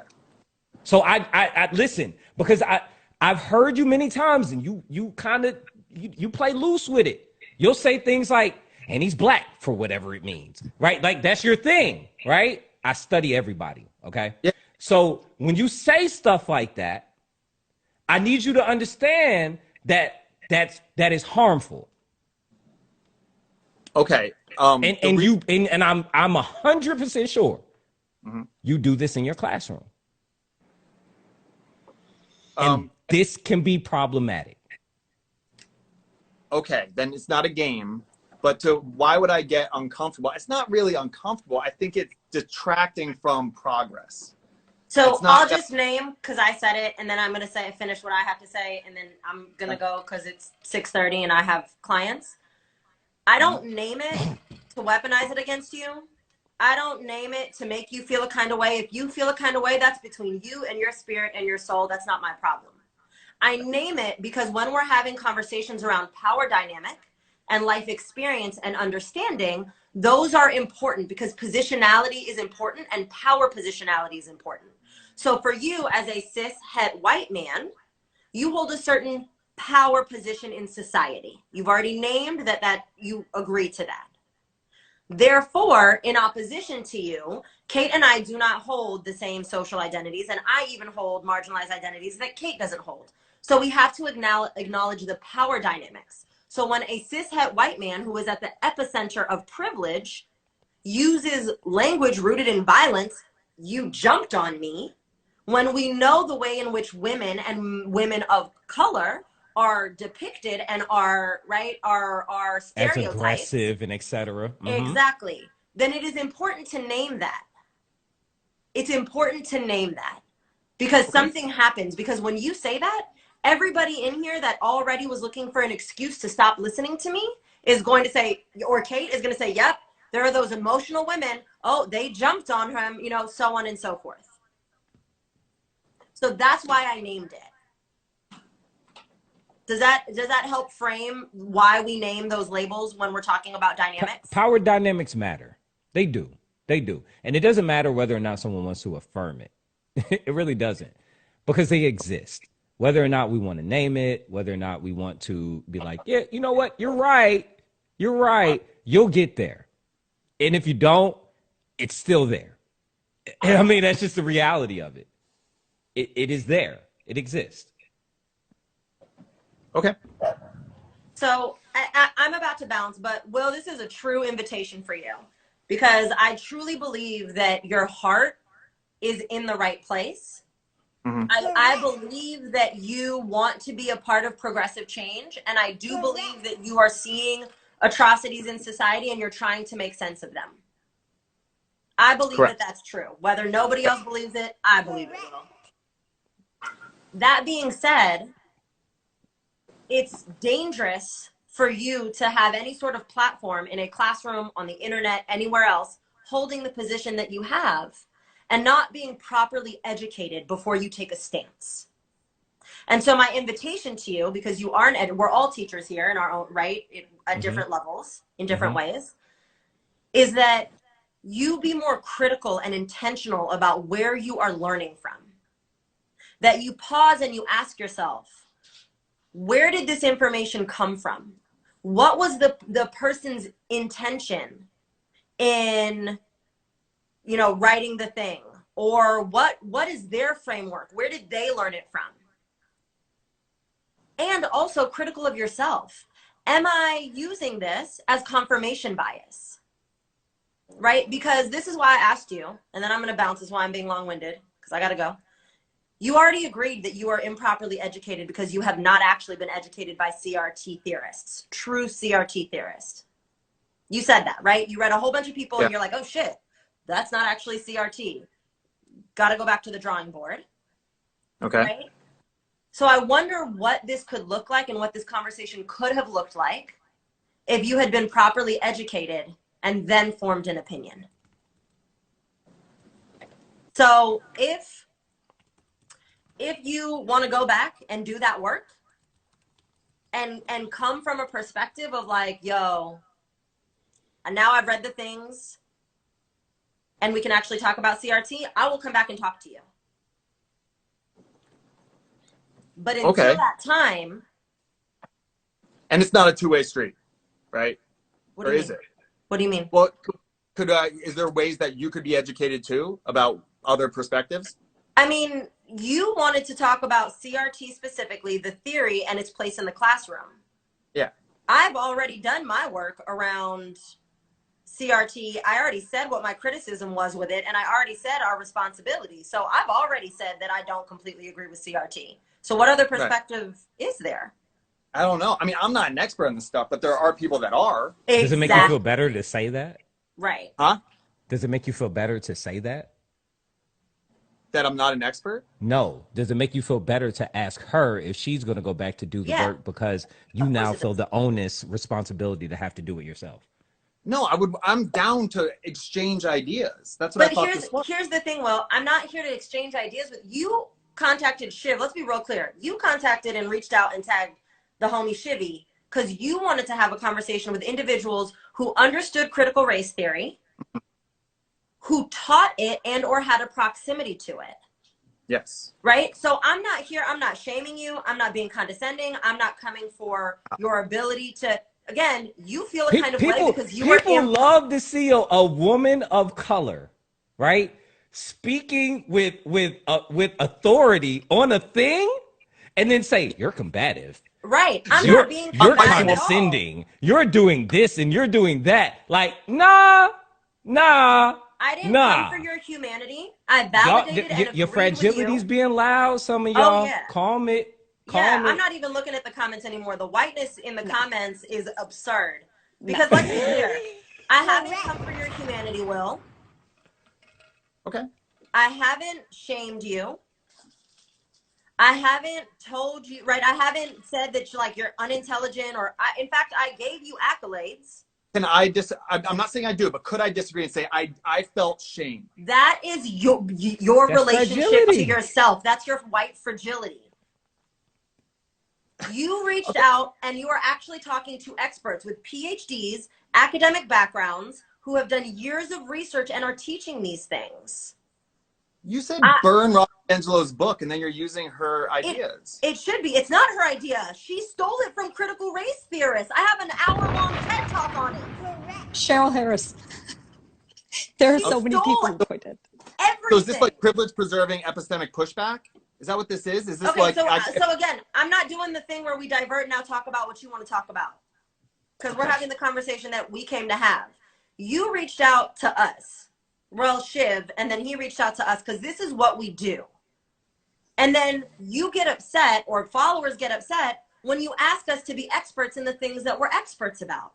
And this is why I don't agree with critical race theory, because critical race theory would have said, give you all the space to be cushy and emotional and coddle you. No, I can honor your humanity and I will not. Yeah, I'm not shamed. Theoretically, I'm not. I'm fine. I appreciate you saying that, Will. Exactly. If a white person feels subjectively like, wow, you attacked me in this conversation, that just is white fragility. It's not. There's no. No, it depends. Like, sometimes people attack people, but I didn't attack you today. But isn't that a subjective thing? Like as students, did I attack you today? Let's not do the thing. You said you felt shame. Well, which one is it? You said you felt shamed by me, and now you're saying you didn't. That's not fair. I never said I felt shame. I said theoretically if I did. Bruh. All right. Am I crazy? Am I crazy? Run the tape. Yeah, I'm not crazy. I did theoretically if I did. You think said, you I did, feel yeah. shamed in this conversation. And I said, that is your white fragility. And then you amended it and Well, said this will be on. theoretically. Well, I didn't. If I did say, I don't think I did, but if I did say that, I meant theoretically if I was shamed. Yeah, well, that Okay. depends. Did I attack you or is it your fragility? Like, we'll see. So, Right? So but your in this intention. conversation, let's not play the semantics game. In this conversation, did I attack you? Intention, not impact. Did I attack you? No. Or did I just make very strong points and hold my ground and exist unapologetically? Yes to all of those things. Did I show up as an authority in the thing that I'm an authority in? Yes to all of those things. Okay. Right? Now, the reason that I'm not going to go and do any more educating is because on myself is because, again, I've already said where I stand in terms of critical race theory, how I criticize it, what parts I use from it, and what parts I don't. I've already done my job. And I'm not running around talking about critical race theory. You are. You wanted to have this conversation. So you can't invite people to educate you and then flip it on them and say, but I'll only talk to you if you educate yourselves I never said. You just said, is it a two-way street? Will you educate yourself on other perspectives? That's a question. Is this a two-way street? In this topic particularly, no, because I don't need to. That's what I was just asking. Okay. Yeah, no. This is just not a two-way street in this topic because I've done my work. I've done my No, research. 100%. And that was the kind of the problematic part about the statement. It was kind of like, oh, okay, so like, well, since I got to go do the work, are you gonna go do the work? And it's like that wasn't my intention. I don't think that's what I said. Maybe I was unclear. But see, Will, this is the thing, though, right? See, implicit bias, implicit fragility, like these things are like so deep rooted that sometimes they come out in ways that like we don't intend them to mean, right? But one of the best statements or the best things that I think we can all have an understanding about is that impact matters more than intent. Impact matters more than intent. Oh. You can mean well, you could mean a thing, but the way it lands, the way it comes out, the way it moves earth once it comes from your mind, your spirit, your mouth, your body. I got the opposite matters. Though. Okay. I just got the opposite. If you thought the opposite, I'm sorry. No. So if I was really upset right now, feeling attacked, that matters more than Wheezy's intention of just trying to educate me. No, you're confused. Again, see, this is like. Do you see why that would be confusing? I see how you are confused, not why it is confusing. There's a difference. Impact over intent means if I intended to do a thing, but the outcome was something different than what I intended for it to be, what it did matters more than what I meant. Does that land? Can you say that one more time? I'm getting wrapped up because it feels like it's the opposite was just told to me. It has nothing to do with the other person. It's on you, the person that put the thing out there. You put the input in, and what the output is your responsibility. If the output is not what you intended when you gave the input, then you got to own it. You got to take accountability for it. We may mean to love a person or be good to a person, but how we do it is harmful to the person. We got to take accountability for that. That's what that means. It ain't got nothing to do with the other person. It's on us. We can cause harm and mean well. Liberals do it all the time. That's the story of white people. That's the story of white anti-racist people. Kate, you've been so patient. I'm so sorry. I gotta go.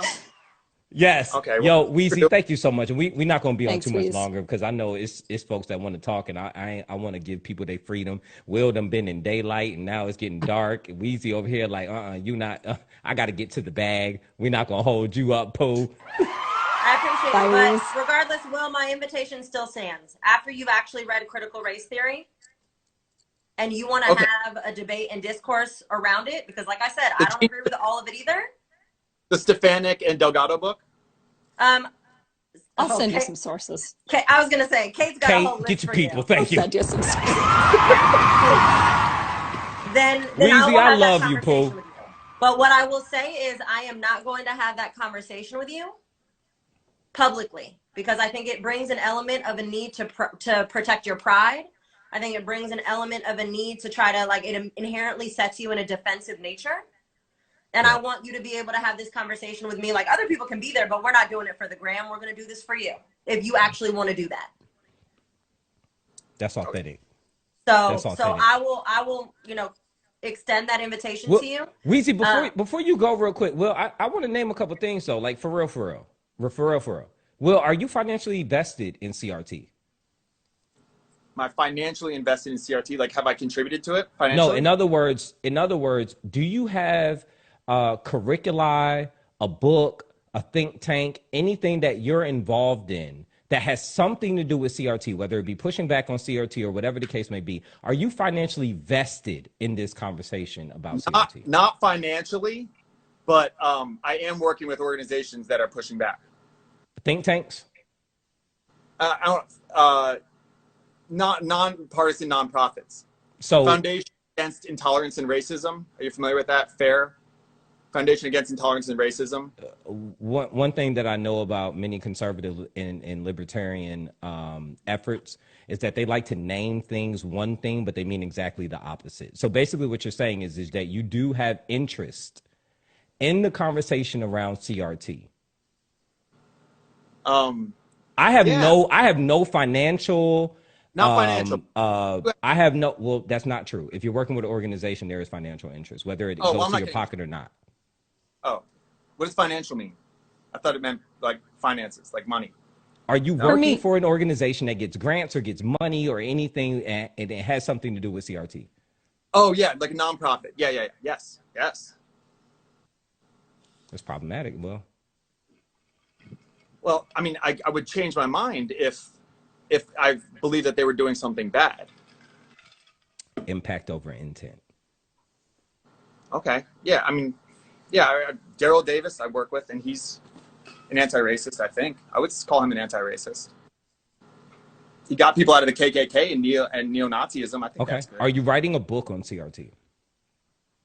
No. I'm writing a book on good pedagogical practices, though. Critical thinking. I'm writing a book. Are you including conversations about CRT in your book?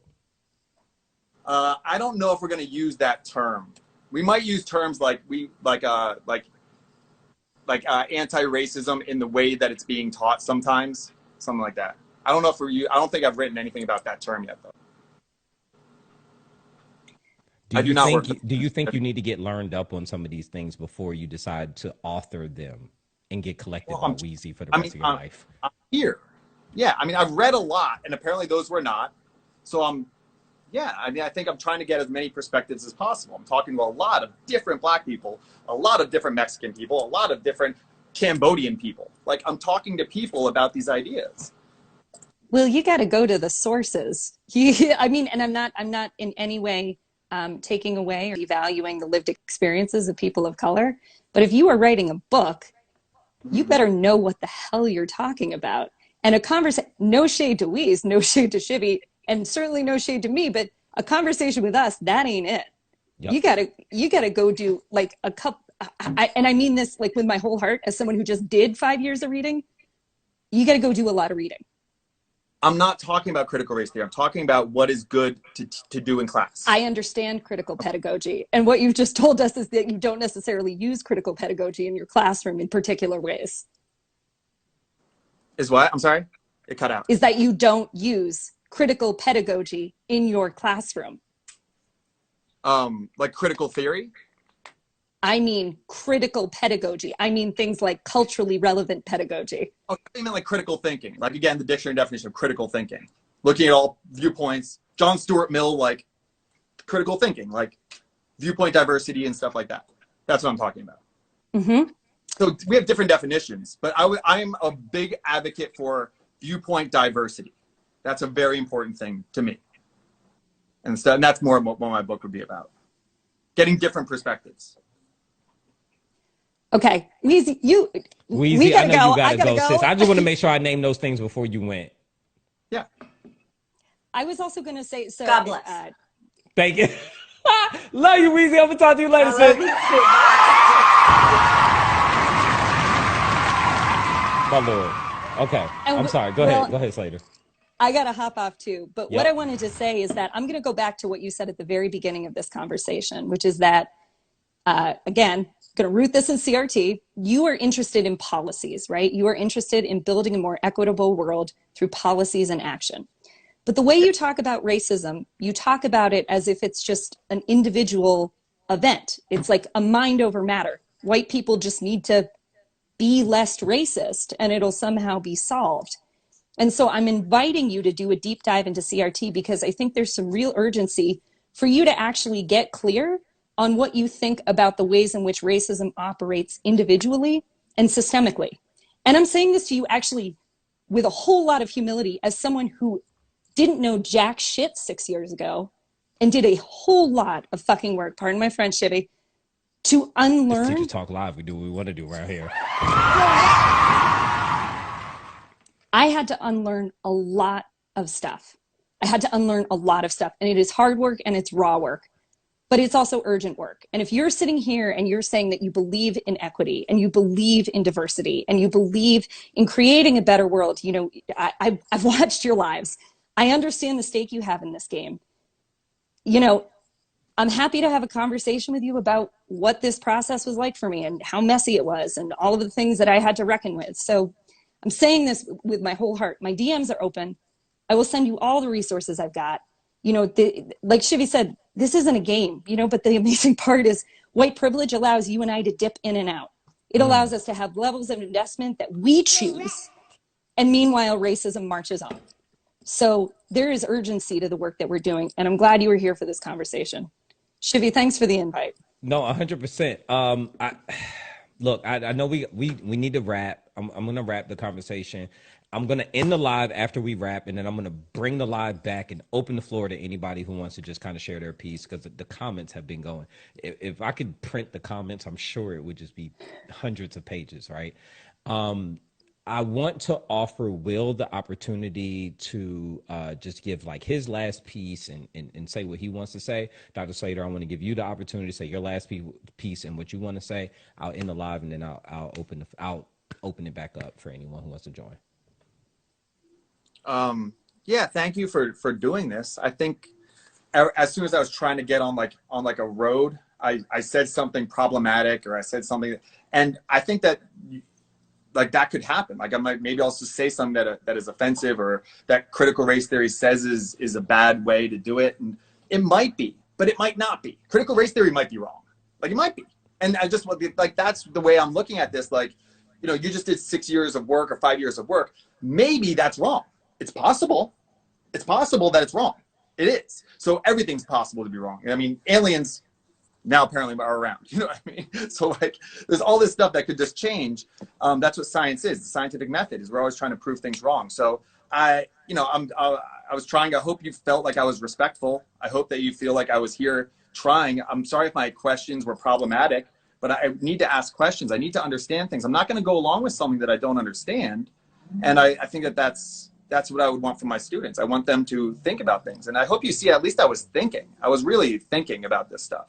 But I'm not going to just blindly go forward, which I think a lot of people do because they're scared of being called a racist or they're scared of being, some of the people said mean things in here. Like that doesn't bother me. I'm trying to figure this out. So I hope that came across. And if it didn't, I apologize.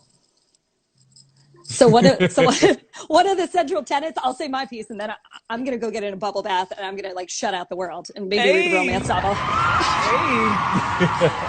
But and I'm saying this with a lot of generosity, Will. One of the central tenets of CRT is listening to the lived experiences of people of color.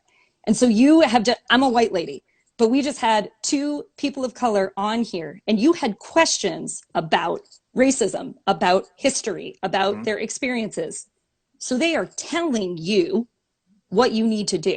And so if you really, really are here to learn from them, then you take this knowledge and go somewhere. And again, we have to work through that initial defensiveness to kind of say, well, that's not what I've had my whole life, because we're conditioned in whiteness. We're white people, right? And we're conditioned to not see other people's lived experiences. This is a whole key piece of CRT. So I would really, really, really listen to what Shivy and Weeze have said to you, because that's how I learned everything that I know. I didn't learn one damn thing about racism from a white person. Correct. Correct. All right. So yes, Dr. Slater, I thank you. Thank you so much for being here. Will, thank you so much for, bro. I wouldn't want to be you today. This has been, let me tell you something, Will. I got mad respect for you. And I told you this last time. Yo, bro, listen, a lot of folks feel how they feel, they think how they think, and they do it kind of in their silo. They do what they do. It honestly cause a lot of harm in classrooms. The world doesn't see it. No one's there to call them in or call them out. They're not willing to share these perspectives out loud. And you did, and you are. I appreciate you for that. You know, folks get on me because they're like, you know, oh, why would you amplify this person? Or why would you give opportunity to share a platform with this person or whatever, right? Yeah. The reality is, number one, you look at how many people have been tapped in our live. Yo, this is a teacher live, right? None of us are in the M's or the, 500,000s of followers. And y'all know how Instagram work. You know what I'm saying? Lives don't get that much viewership unless people really care about the conversation, right? So you have afforded us the opportunity to really talk to people who see things maybe a different way, or maybe they're just not informed enough yet, and therefore feel how they feel, and now they're able to get some information from us or whatever. So my hope is that there was some fruit and some gain from you coming over here and having this conversation. One thing I will advise you is that, be careful what you ask for. Because sometimes when we think, we can just, we can tap in with a person and we're just going to ramrod our ideology, and that it's going to have a particular outcome. He who knows something knows that he knows nothing at all. One of my favorite.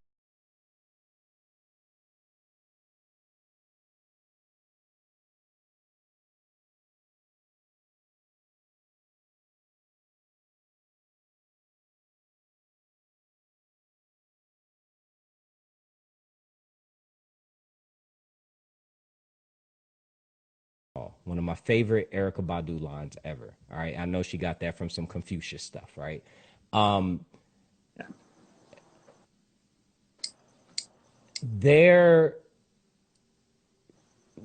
some of the things that we project out to the world, when we talk about we want to break echo chambers and we want to stop these things and etc. What really happens is this. Many times we kind of project what we are doing or what our reality is when we're naming or we're saying things unknowingly. Siri, Lordy, right? Unknowingly. You know what I'm saying? Like we don't even realize what we are doing. Like I see your people in here. Shout out to all the people who came from your platform, who came here to watch this conversation and be a part of this, share space with us. But there is an echo chamber on both sides. And some of us who think we are the champions of breaking the echo chambers really are not.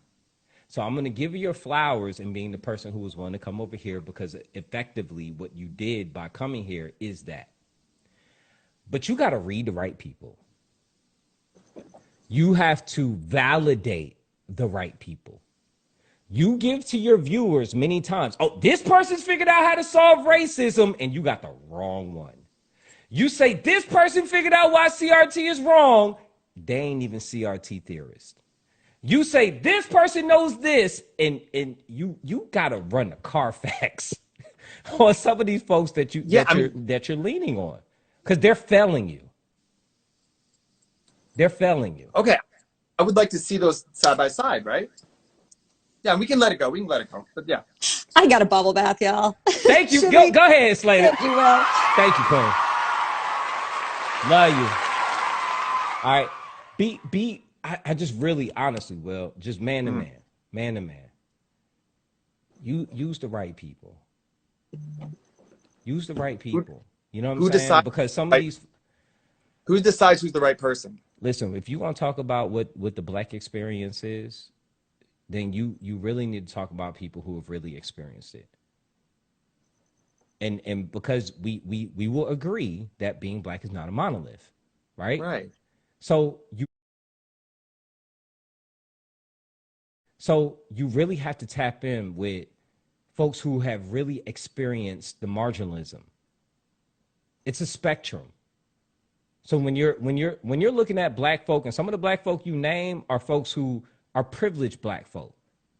Okay? And My son's Black experience is not like my Black experience. Right. His dad owns a nice house, additional properties, a nice car, all the things. You know what I'm saying? His Black experience is not like my Black experience. Some of the folks that you tap in with are people akin to my son grown up. That ain't who you want to get your information from. No, but Thomas Sowell is not, and I mean that's fine. We all got that one Black friend, that one white friend. No, not one. There's a lot. I got There's you. a lot. I got That's you. where I get confused, Jimmy, and I don't want to drag this on, but I get confused because I have so many. You say talk to Black. You're not voices. confused, Will. You're smarter than that. And then also, using Socratic method when having conversations, it divorces us of the opportunity to have integrity. Stand up for what you believe.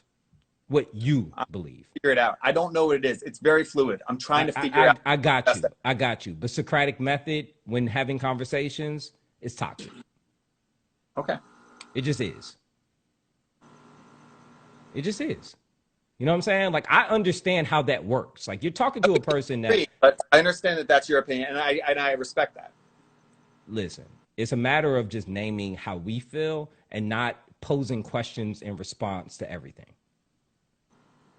We do that in the classroom. But in conversations among adults, in conversations among thought leaders, and your people look at you as a thought leader. They do. You go live solely by yourself. People put questions up in the comments. Will, what do you think about this? Will, what do you think about that? Will, what do you think about this? Will, what do you think about that? Right? I get it. I get it.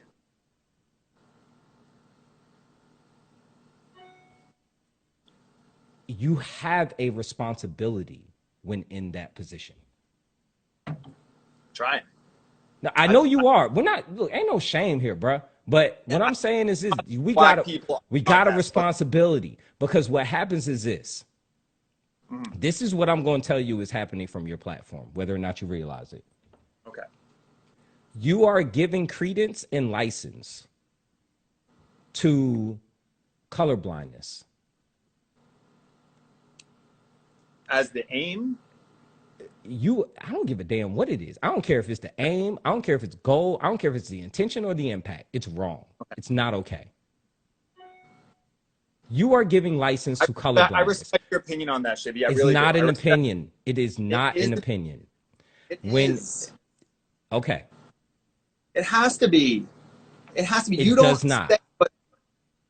Okay. Well, I does not. That's fine. But as a Black person who experiences systematic marginalism, right? Yes. I'm telling you what the impact of your words, your conversation, and your platform are. Many of your viewers and supporters may not see it. They may not know. But you are giving comfort, safe haven, and validity to colorblindness. And when you adopt colorblindness, when you seek colorblindness as a goal, you are giving credence and credibility to ignoring my experience and the experience of those like me as Black people and people of color in America. That Yeah, is not okay. Not what I would want to do. So I try very hard not to do that. That is the impact regardless of your intention. On some, right? Or just for If in general. any, it's not okay. Okay. All right. Color blindness is not okay. Okay. I mean, all right. I mean, I understand. That's not an opinion. I made a statement. It was no question mark at the end of that. So if I have a very impoverished black man come in and say, I disagree, what happens then? Then I'd have that conversation with that person. Okay. Yeah. Maybe that would be more productive if someone came with my ideas, but they were black. I don't know. Because there's a lot. Color blindness among white people is more harmful than color blindness among black people. Okay. Yeah. That very, very well might be true. Absolutely. I don't know. In the form of a question? Socratic method during our conversation as two men? I said that very well might be true. That's a question. No, that's a statement. Might. That might be true. Might be. Yeah. That's a statement. I'm not an English teacher, but isn't that a statement? That very well might be true. Okay. Punctuation wouldn't be a question mark. No, that very well might be true. Okay. True. That's not a question. Will? Yeah. My prayer and my hope for you is this. Before you go back to that think tank or go back to this nonprofit organization that you're working with on this topic,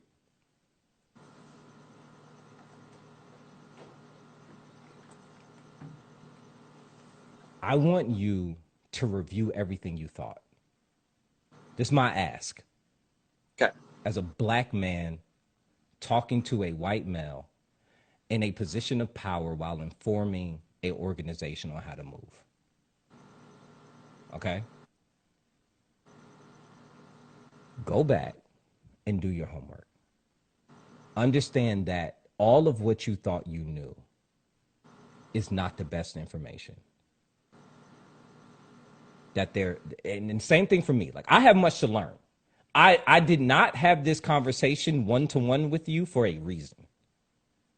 Mm-hmm. I know when to say, yep, I got this topic or no. Yeah, that's right? what I figured. Yeah. I think that's what leadership is. Leadership is knowing when you have a strength and when it's not your strength. And knowing who's strongest in the room and putting them in position to do what they do. Yeah. Yeah, I'm not an expert either. And that was revealed because the people I was reading were apparently not good. So I'm glad I figured that out. I agree that they're not. I need you to take that information into your work. I need you to take all the information that you got in terms of what I told you about colorblindness and all the et ceteras. And I need you to take that into your classroom. Because otherwise, I'm going to tell you like this. You got people, they may not follow you, but they're going to be watching what you're doing. And they will hold you accountable. Yeah. And I'm letting you know, like, my community, they don't play. Because like you said, like, for you, it was kind of like, the game you want to play, the game you want to play, the game you want to play. I think we're learned on that and what that means to us. But this ain't no game for us. This is life and death. This is poverty or opportunity. This is incarceration or promise. Like, this matters to us in a way that changes our environment, in a way that changes our opportunity, in a way that changes everything. This shit ain't for play. I marched the streets here in Atlanta in an environment where a Proud Boy can pull up ready to shoot up a crowd or drive through it. Mm-hmm. This is not a game for us. Race in America matters. Yeah, the game was not. I was not talking about it. I gather that. We ain't even got to get into the weeds. Yeah, we don't got to get into the weeds. I just need you to understand this matters. It's very serious, and I really appreciate you. I see your passion in this, and it's inspiring. Truly is. I see how passionate you are, man, and it's impressive. It's awesome. Rather than inspire you, I would pray that your heart has a shift. Okay. All right. Will, any last words, anything you want to say before you tap out? Thank you for being so patient. No, I'm good. Thank you. Thank you, my brother. And I look forward to seeing whatever it is that you post and whatever video you make, because I know it's going to come. Yeah. It will. We know. We know. Yeah. That's what I said would happen before we ever had the conversation. But it's okay. Yeah. It is what you do. All right, Absolutely. brother. Have a good one. Thank you. Have a great night. Yup. Digital. Digital. Wow.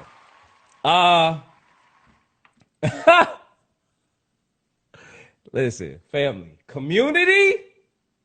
Thank y'all. Like this was a very good conversation. This was a deep one. This one right here, it needs an unpacking. It needs an unpacking. You guys bought 91 badges tonight. Shout out to y'all. You're a winner. You're a winner.